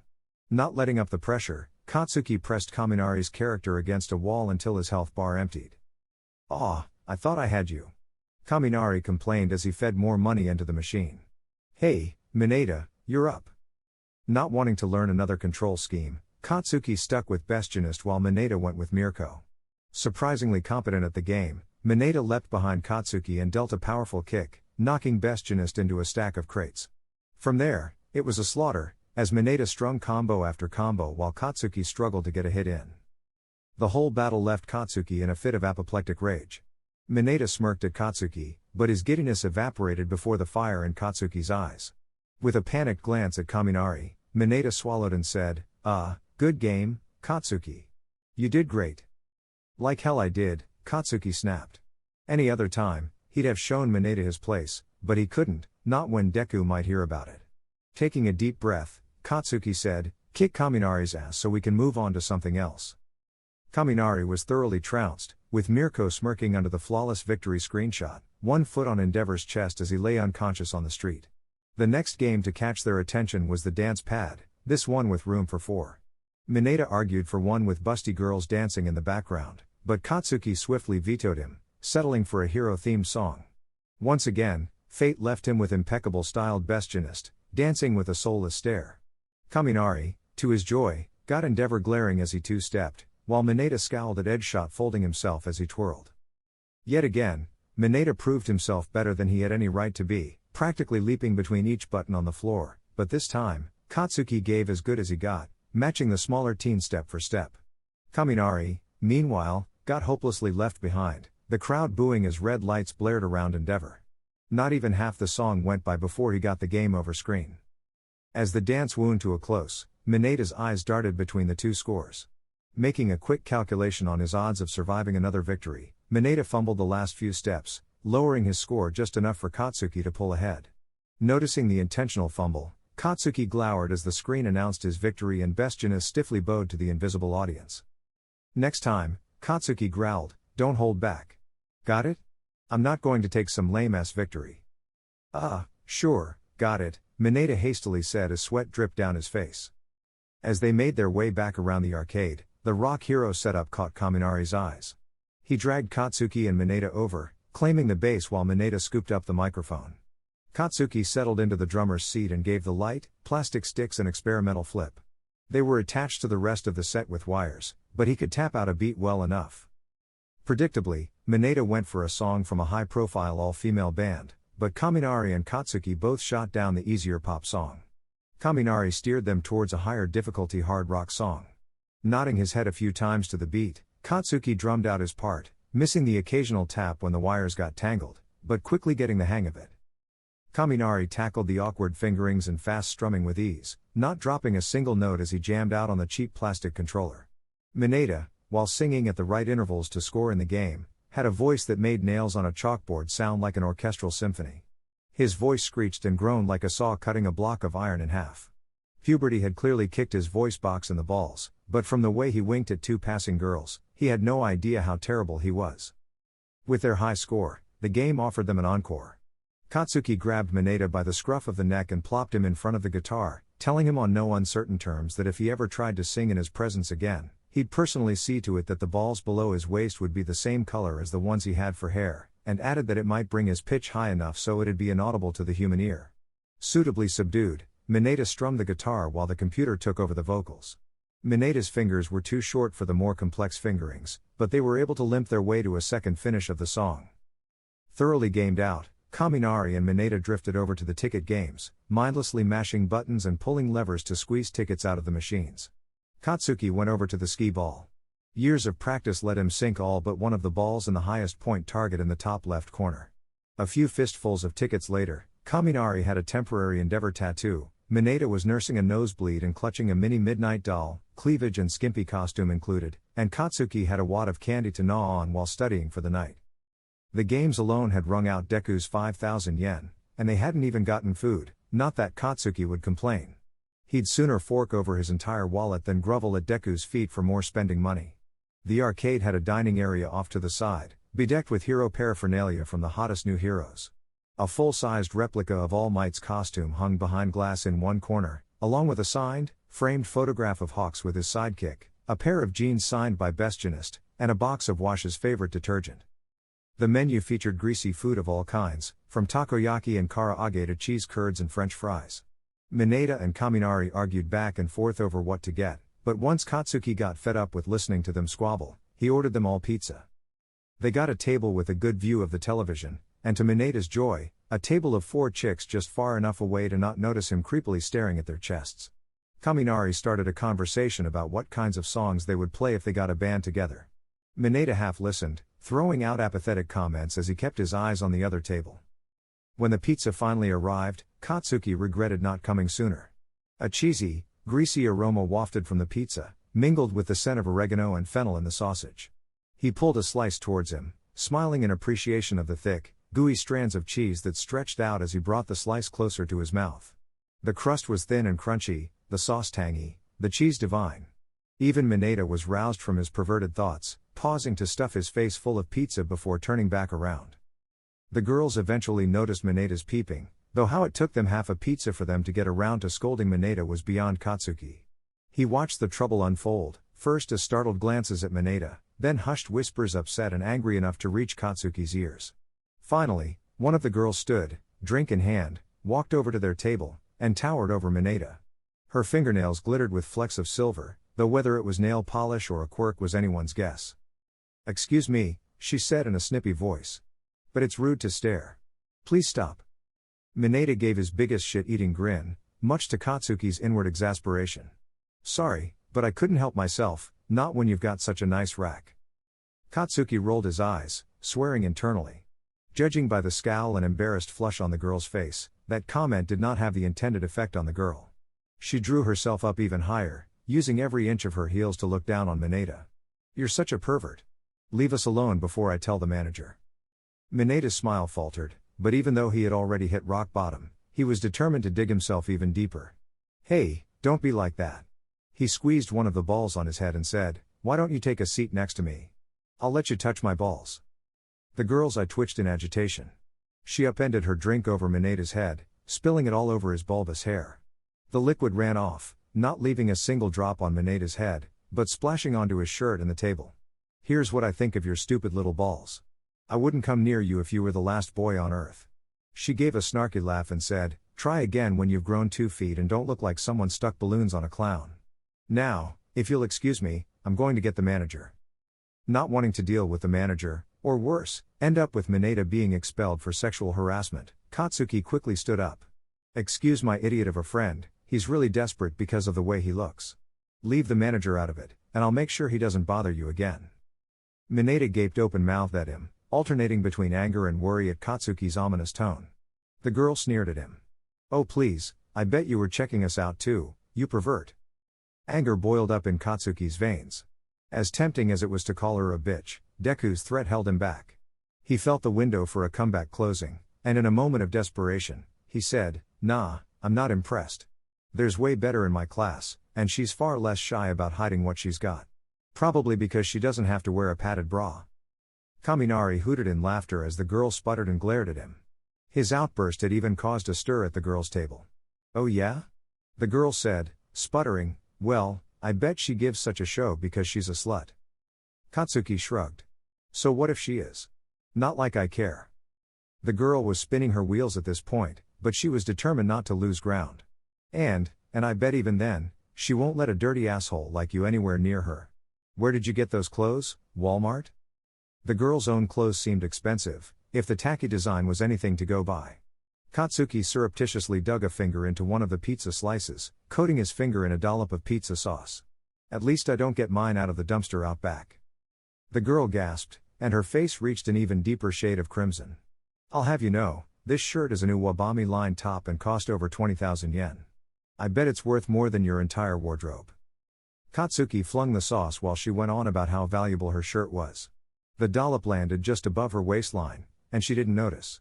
Kaminari bit his lip, stifling another bout of laughter after he saw what Katsuki did. Really? Katsuki asked once the girl was finally done. I figured it was a cheap shirt since you got sauce all over it. Good for you. The girl's eyes widened as she looked down, finally noticing the gob of sauce. She clenched her hand, and her nails grew visibly longer and sharper. You did this, didn't you? She asked, holding up the shirt to the light. Mineta leaned down, trying to peek up her shirt. To avoid further trouble, Katsuki flicked him on the forehead, forcing him to sit upright. And waste perfectly good pizza sauce on someone like you? Katsuki asked as he wiped his finger clean on his pants. Wouldn't dream of it. Now, I suggest you get that cleaned off right away. Tomato stains are hard to get out of clothes. The girl's eyes darted between Katsuki's hands, which were greasy, but not stained with sauce, and Mineta, who was rubbing his forehead where Katsuki had flicked it. With an irritated huff, the girl turned and strode towards the bathrooms. The other girls left their table and followed after her. Once the girls were gone, Kaminari let out the laughter he had been holding back. Dude, that was awesome. Way to show her who's boss. Mineta, on the other hand, was ill-pleased by the turn of events. Hey, why did you have to butt in? I was getting my moves on. Katsuki loomed over him and gave him his best irritate me one more time and you die scowl. Those girls had every right to call you out, and I'm impressed they had the balls to confront you about it. If they hadn't been such snobs and called me a pervert, I would have probably let you get in trouble. Heck, I would have even helped them. Katsuki really hoped that Deku didn't consider heck a swear. And if he did, then what the hell did he expect from him? Still, though, that was really cool, Kaminari said. I could barely keep from laughing while she was going on about her shirt when you got sauce on it. Whatever. Let's finish up and get out of here before they get back. I don't feel like getting kicked out of this place. They each took a slice, washed it down with the last of their sodas, and made a beeline for the door. As they left, Katsuki caught sight of the girls leaving the bathroom. The one with glittering nails glared at him before turning away. It was still early in the day, and Katsuki was worried Deku would take offense if he called off the arcade trip early, so when they came across a park and an ice cream stand, he suggested taking a seat at a bench. Not ones to turn down free food, Mineta and Kaminari accepted the ice cream bribe.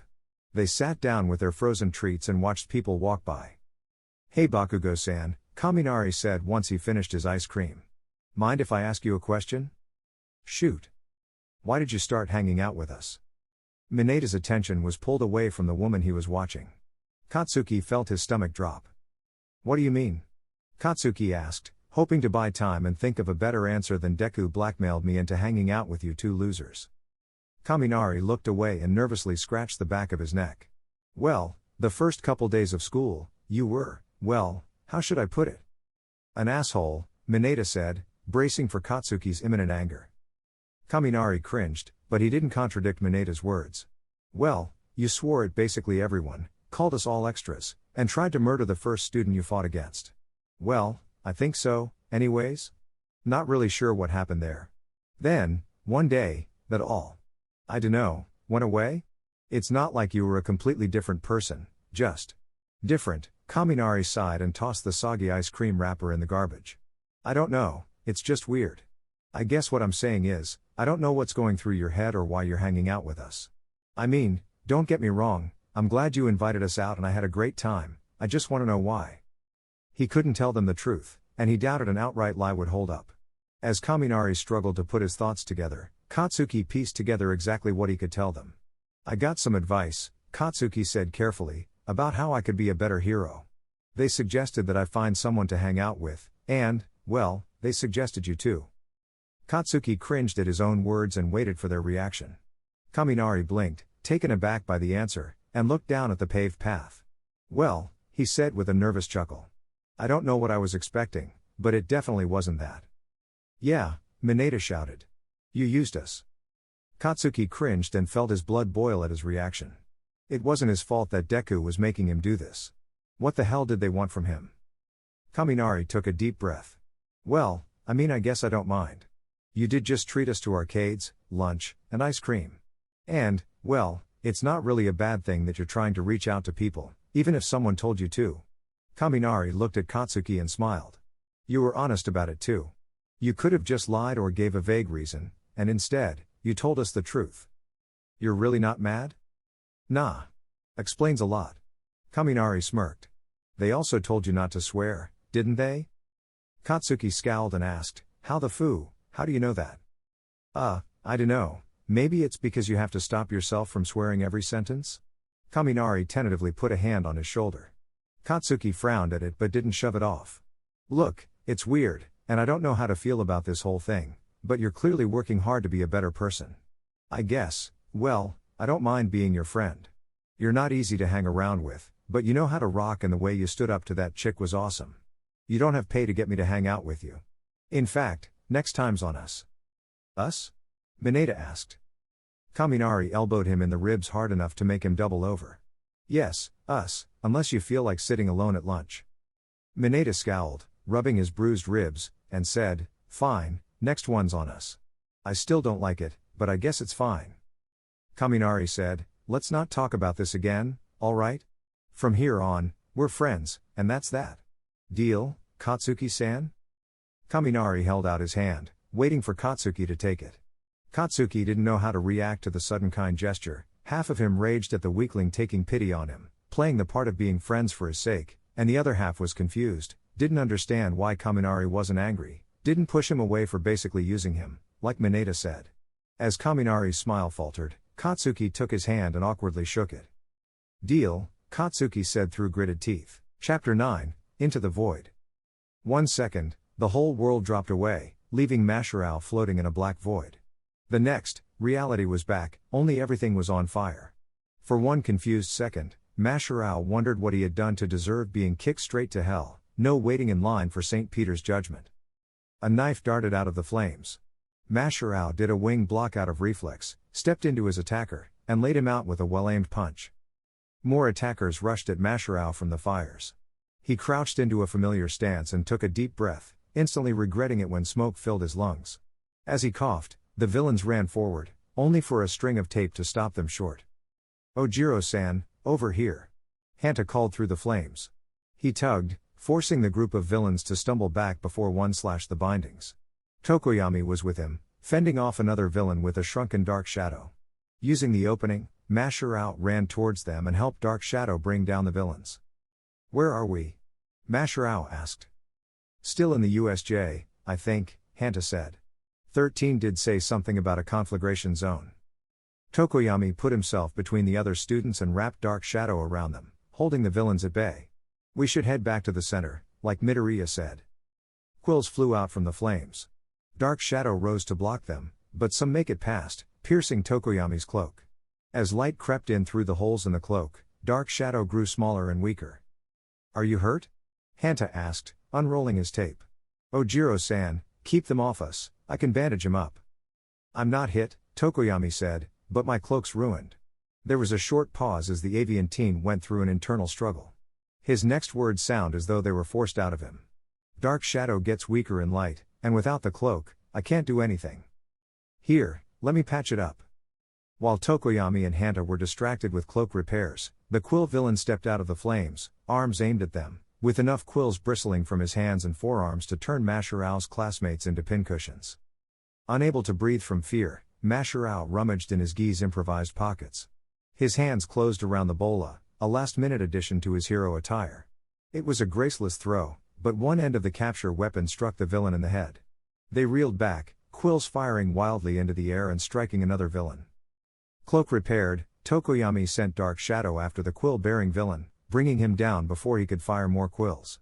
The fighting grew hectic after that, villains closing around, Tokoyami holding down the hasty tape job on his cloak, Hanta smearing moisturizer on his elbows to keep his tape from drying out, and Masharao fighting wave after wave of villains until his arms grew heavy. When they finally made it out of the fires, the first thing Masharao saw was Midoriya, face bleeding as a gray-haired villain dug his hand into his skull. Masharao reached into his gi, but he was all out of bola to throw. Ochako was no stranger to nausea. There was the ever-familiar "I used my quirk too much stomach pain," the "I used my quirk on myself and now I don't know which way is up" feeling that made her stomach do flips, the "I ate 2-week-old leftovers at the back of my fridge because wasting food equals wasting money" stomach cramps that would have made her call a hospital if that wouldn't have made her parents worry and maybe drag her back home, and because that apparently wasn't enough, she got the "my body hates me and craves death" version once a month just for kicks.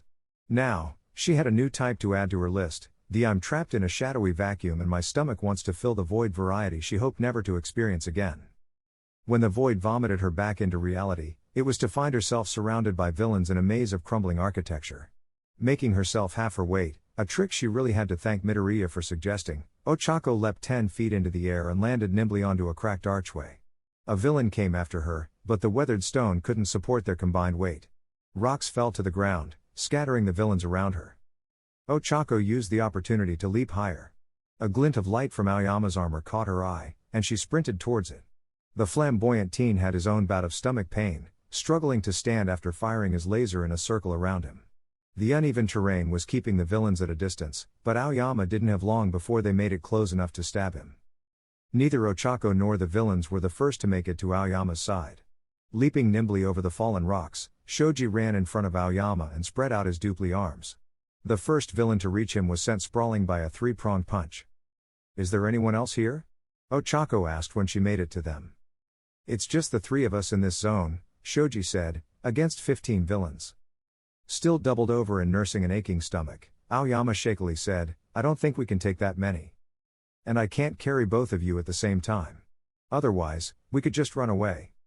"What if I made us all half as light?" Ochako asked. "Try carrying me." Shoji hefted her and blinked at how light she was. "I can work with this." With Aoyama and Ochako tucked under his dupli arms, Shoji ran towards the center of the USJ building. Without his dupli arms to act as secondary ears, he didn't notice the pair of villains that swung around in front of him. They were moving at either side of him, planning to cut him off at a sturdy section of wall. Shoji skidded to a halt and spread out some ears. "We can't stop and fight, there's more right behind us. Any ideas?" Ochako prodded Aoyama. "Is your stomach better yet?" But I only have one shot." "Fire it at the ground. We're going to fly out of here." As the villains closed around them, Ochako took a deep breath, steeling herself for the nausea to come. She tapped herself and her 2 classmates, negating the rest of their gravity. Shoji jumped, putting them out of reach of the villains' reach. As the few long-range villains fired metal spheres and gobs of sludge at them, Aoyama fired his laser, launching them across the facility. They landed in a heap near Yaoyorozu and Jiru, closer to the entrance, just in time to watch Midoriya shove a Matryoshka doll into a villain's exposed brain. It wasn't clear at first what that was supposed to accomplish, but as smoke rose from the villain's head, the villain's eyes rolled back, and it fell with a ponderous thud. It was after watching Izuku flip nimbly off the villain's back that Ochako's stomach remembered that it got shot through the sky with a laser at 0G after she negated 300 kilograms worth of people, which, incidentally, was her new least favorite type of nausea. Once she was done throwing up, it was to find Midoriya in the hands of a villain, his face falling apart in the villain's grasp. This time, she felt too frightened for nausea. Kota never thought of himself as a coward. Sure, he preferred to avoid any and all human interaction, especially if it involved him speaking anything above a hoarse whisper. Yes, insects terrified him. Anyone who wasn't terrified of some creepy, crawly bug with way too many legs that made a sickening crunching sound when stepped on was clearly out of their mind. Everyone had a phobia or 2 of their own, so Kota never understood why the other kids in his school had treated him like glass. Fear was normal. Fear was what kept you alive. Fear was what had him sprinting down a hill dotted by buried buildings as a villain howled and hooted in delight, brandishing knives as his scorpion's tail waved in the air.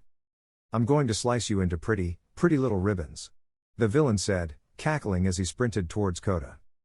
Kota dove into a ditch, hoping to lose the villain, only to run headfirst into a soft, bouncy cushion of air. Falling forward, Kota reached out with his arms, trying to break his fall. His hands found something smooth and soft. He squeezed, trying to figure out why he couldn't see what he was holding.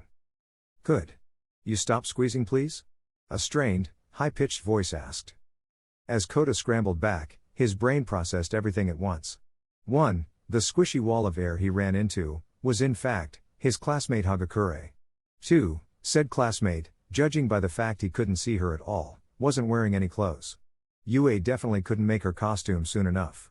And 3. There were only a handful of places he could have squeezed that would have felt so round and squishy, and Kota definitely didn't want to know which it was. His hands were shaking as he made the signs of apology, too quickly at first, but then slowly, enough for Hagakure to understand. If he made it out of there alive, the first thing he'd do is thank Midoriya for teaching half the class basic sign language. "It's okay, I should have been more careful," Hagakure said. "I took off all my clothes because there were too many villains around. I managed to get away. What about you?" On cue, the villain leapt into the ravine. "Peekaboo, I see you." He cackled maniacally and ground his blades together. "Now let's play." Kota let out an undignified whimper of terror and scurried back. The villain watched him struggle back until his back hit the end of the ditch. "Come on, aren't you going to stand up? It's no fun if you don't struggle." He licked the blade, watching Kota with wide, crazed eyes as he strode closer. Kota's mouth worked silently. He could hear the bugs in the dirt around him, not as many as would normally be around outside, but enough at least to distract the villain. The words wouldn't come. Watching the segmented, barbed tail waving in the air, Kota gasped for air, throat tightening as the villain came closer. A rock floated next to the villain. It slammed into the villain's head, knocking them aside. The villain lashed out with both blades and the tail, but all three sharp edges struck nothing. "Ah, the invisibility quirk," the villain said. "No need to be shy, Uncle Tyrion just wants to play." The villain stopped, glancing side to side with a manic grin. The ditch grew deathly silent. Kota held his breath, unable to move as the tension of the scene rose to unbearable levels. A rock shifted. The villain lashed out with a knife. Flecks of blood splashed out from nowhere, coating the rocks of the ravine. "Found you," the villain crooned. He flicked the blood off his knife and walked towards Hagakure. "Why don't you show me more of you? You're a very lovely color underneath the invisibility." As the knife rose, Kota screamed. The bugs answered. Boiling out of the ground, centipedes, beetles, and spiders swarmed over the villain. Absorbed in the thrill of the chase, the villain didn't notice at first. Once the insects made it up to his neck, they started biting him. Arms, legs, face, anything not covered with skin-tight clothing felt the wrath of Kota's swarm. The villain screeched and dropped the knife, swatting at his skin, crushing insects in ones and twos as dozens more crawled up his ankles. With another rock, Hagakure knocked the villain unconscious. The bugs skittered away as the villain fell. "Thanks for that, Kota-kun," Hagakure said in an uneasy tone. "If we're ever fighting against each other in class, please don't do that." Kota nodded and suggested in signs that they head towards the center, like Midoriya said before the shadow swallowed him. They found Sato further down the cliff, popping Midoriya's candies in his mouth as he broke a villain's nose. Cuts and burns covered his costume, and one eye was swollen shut. The insects, which had been following behind Kota, broke off to harass the villains. As half their number fell screaming under the arthropod assault, Sato rallied, slamming through the rest of the villains to reach the center. They arrived just in time to watch a villain spatter the ground with Midoriya's blood. The void had been the kind of cold that could only be described as an absence of warmth, chilly to both of Todoroki's halves. The chill that followed was felt only by his mother's half. The mountain zone was an enclosed space with a simulated blizzard. Snow fell in a violent swirl of white, blotting out the view of the dome above. The occasional tree dotted the wintry landscape, branches sagging under the weight of snow. A green mound, poking out from the white expanse, caught Shoto's eye. He staggered towards it, stumbling through the snow on hidden rocks. Asui, half buried and shivering, looked blearily up at him. "So cold," she said through chattering teeth. She clung to his left side like a life preserver. "Let go.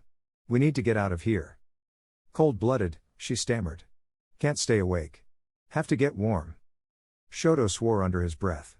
He looked around, hunting for the exit, but all he saw were cloaked shapes coming towards them. One spotted him, and the rest moved to surround him. Their ringleader, an amber-eyed woman with black hair, smiled as she saw the two students huddled together. "Aw, trying to stay warm?" she sneered. "How cute. Here, let me help with that." Molten glass dripped from her eyes, so hot it glowed with incandescent light. At her fingers, the glass hardened into tiny, sharp blades. A flick of her fingers sent them toward Shoto. He stomped on the snow-covered stone, and a wall of ice rose to catch the blades inches from his face. The ice sputtered and cracked as the superheated glass shattered. Shoto sent more ice after the villains, catching a few, but most nimbly stepped aside, or ignored his attacks entirely with heat-based quirks. "There's supposed to be 3 of them," the woman said. "Backups, find the last kid. Green hair, quirkless, feel free to kill him when you see him." A few villains chuckled as they peeled away from the fight. Shoto sent a column of ice after them, but the woman swept a curtain of glass in the way. Steam hissed as the 2 attacks met. "Kurogiri warned us you would be a tricky one," the woman said.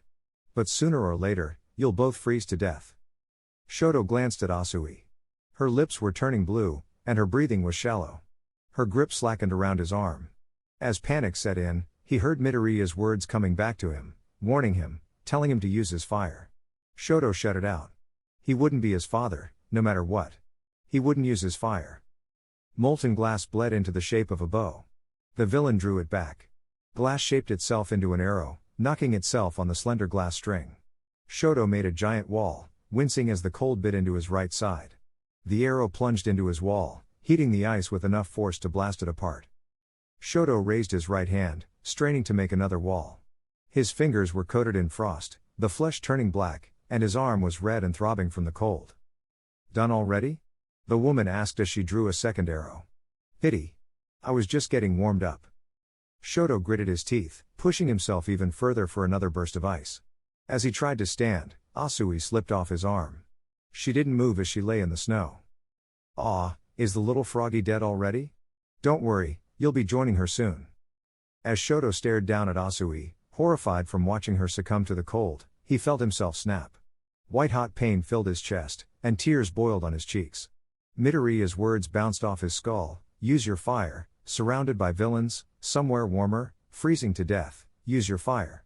The words became a chant: "Use your fire, use your fire, use your fire," pounding and pounding, demanding to be heard.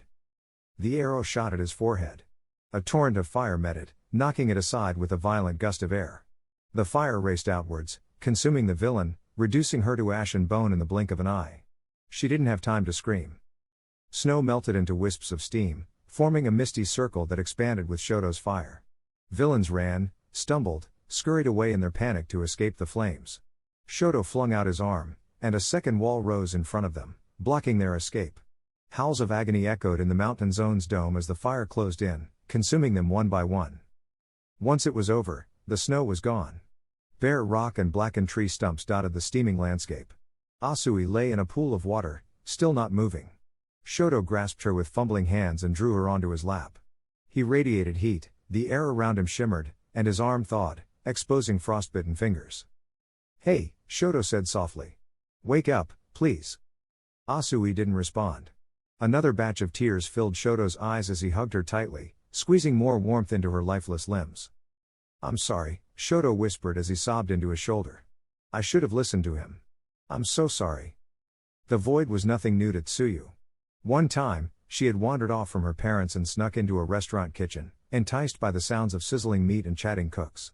Curiosity drew her to the walk-in refrigerator in the back, and a numbing chill in her limbs kept her there. She woke up 20 minutes later in her mother's arms, tears dripping on her shirt as her mother smiled down at her.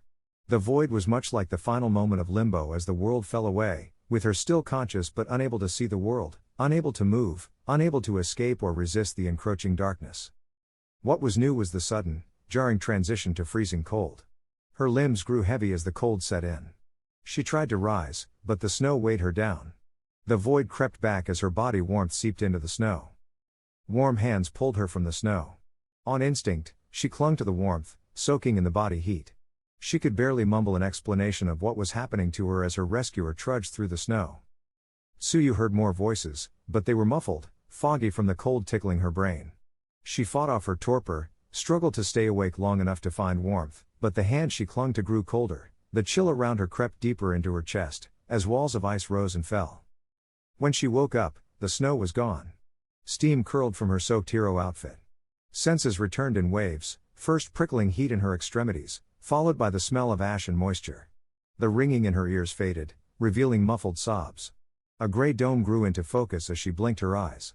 Snowflakes drifted on the wind and turned to puffs of steam when they got too close to the ground. Tsuyu groaned and stirred. Her eyes met Todoroki's. He stared down at her, disbelief plain on his tear-streaked face. "I thought you died," Todoroki said hoarsely. He sniffled as he wiped his tears away. "I went into hibernation, Karo. Takes a while for me to wake up." Todoroki hugged her tightly. Tsuyu squeaked from the sudden contact.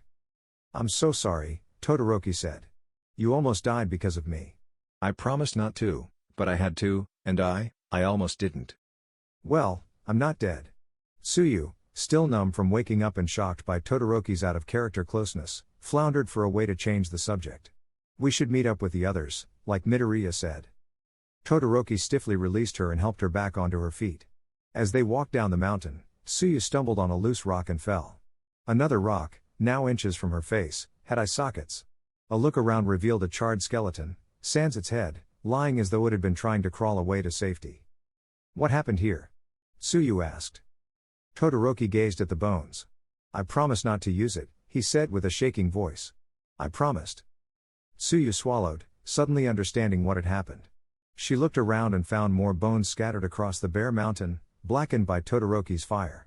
She looked back at Todoroki's haunted face, his eyes transfixed as he stared at what he had done. On impulse, Tsuyu hugged Todoroki.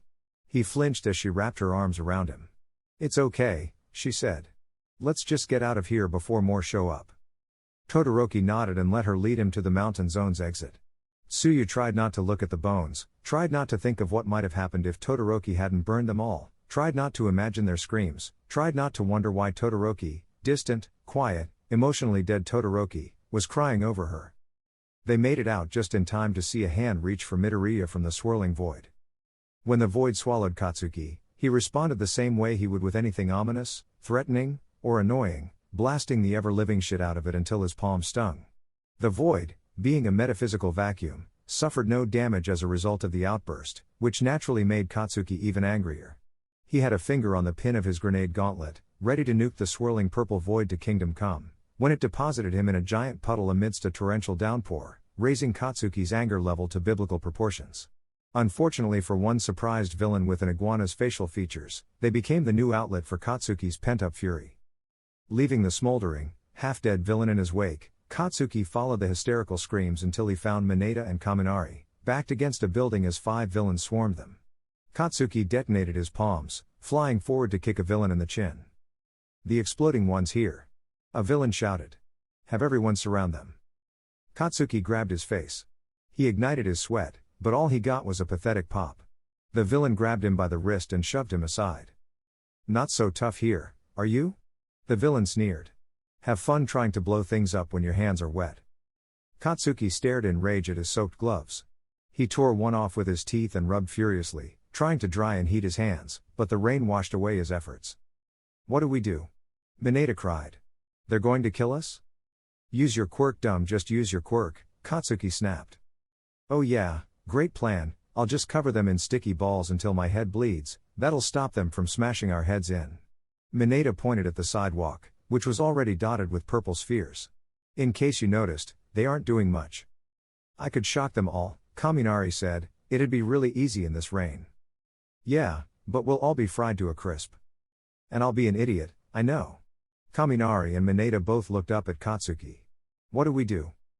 Katsuki primed a gauntlet and looked around, making the villains back off while he assessed the situation. One villain had stepped on a ball, trapping his foot against the sidewalk. "Your spheres still stick in this rain?" Katsuki asked. "Why yeah, they're hydrophobic." Mineta grinned hysterically at him. That idiot tried kicking one, thinking the rain would keep it from sticking. "Hydro what?" Kaminari asked. "Are they insulators too?" Mineta became thoughtful, then grinned. "They're like rubber, so yeah." "I swear you two are making up words. How do you not know what an insulator is?" Katsuki snapped at him. "Your whole quirk is electricity." "Guys, are we doing this or not?" Mineta asked. "I'd like to not die, thanks." Katsuki stepped on 2 of the balls. He wobbled back and forth, flailing his arms to keep his balance. Pikachu, use discharge when we're both standing on these balls. Hey, who are you calling Pikachu? Mineta made a small pile and sat on it. Just do it. Alright, but this better work. The villain's eyes widened as Kaminari fired off his quirk. Arcs of electricity leapt across the ground, skirting around Mineta's rubbery balls to shock the villains. One had the sense and speed to climb atop Mineta's balls, only for Katsuki to knock him unconscious once Mineta freed him. That all of them? Katsuki asked as he examined the fallen villains. It better be. Mineta anxiously looked around, as if a villain might crash through the walls at any moment. Kaminari walked around in a daze, giving thumbs up to a lamp post and mumbling to himself. One of the villains, a tall, dark-skinned, muscular man with messy brown hair stood up, shaking drops of water off his coat. Arcs of electricity rippled across his arms. You actually went through with it. Reckless children. Still, I'm impressed you came up with a way to stay standing after the discharge. Mineta shrieked and hid behind Katsuki. Katsuki sneered and primed one of his gauntlets. If you knew what was good for you, you would have stayed down. Now I'm going to kill you. The man frowned. Death threats from a Hero Corps student? As if I needed any more evidence of how backwards Hero Society has become. Katsuki aimed at the villain and pulled a pin. Like I care what a villain like you thinks, now die. The villain was swallowed up in a massive cloud of smoke. When it vanished, he was still standing, albeit with a singed hole in his leather jacket. You know, the villain said as he strode towards Katsuki, I tried to be a hero when I was your age. UA didn't think much of a kid who needed to haul around 3 car batteries just to punch a robot. Instead, they liked kids like Endeavor, kids with bright, flashy quirks who could burn anyone who was a problem to a crisp. Katsuki backed away and readied another gauntlet, but the villain rushed forward and grabbed his wrist. Katsuki struggled and even bit him, getting a numb tongue for his trouble. I don't want to kill kids, the villain said, but knowing what you'll become someday, just another Endeavor burning the masses into compliance, I'm willing to make an exception. Fuck you, Katsuki roared. The villain looked at him sadly and raised a fist. Didn't anyone tell you that heroes don't swear? Katsuki stared dumbfounded as the fist crashed towards him. At the last moment, one of Mineta's purple spheres slipped in front of the punch. The punch still rattled Katsuki's skull, but it kept him from snapping his neck. The villain shook his hand, trying in vain to dislodge the sphere. Clearly, our intelligence was off. We'll have to make sure this doesn't happen again. Mineta grabbed the sphere, releasing Katsuki, and threw 2 more at the villain. They stuck to his chest, but the villain was careful not to touch them. What are you doing? Katsuki said as Mineta ran away. Keep throwing. I can't. Mineta pointed at his forehead. Blood trickled down past his eyes. I only have a few left, and they aren't even doing anything. The villain watched them head down the alley and turned his attention to Kaminari, who was trying to high-five his reflection in a store window. You're not going to leave your friend behind, are you? Some hero you are. Katsuki stopped in his tracks and snarled. Mineta, give me one. Wait, what? I have a plan, just shut up and do it. Oh, you're coming back to fight? The villain asked. Do you still think you can win against me? Your friend had quite a bit of electricity in him. I could level this whole block if I wanted to. We'll see about that.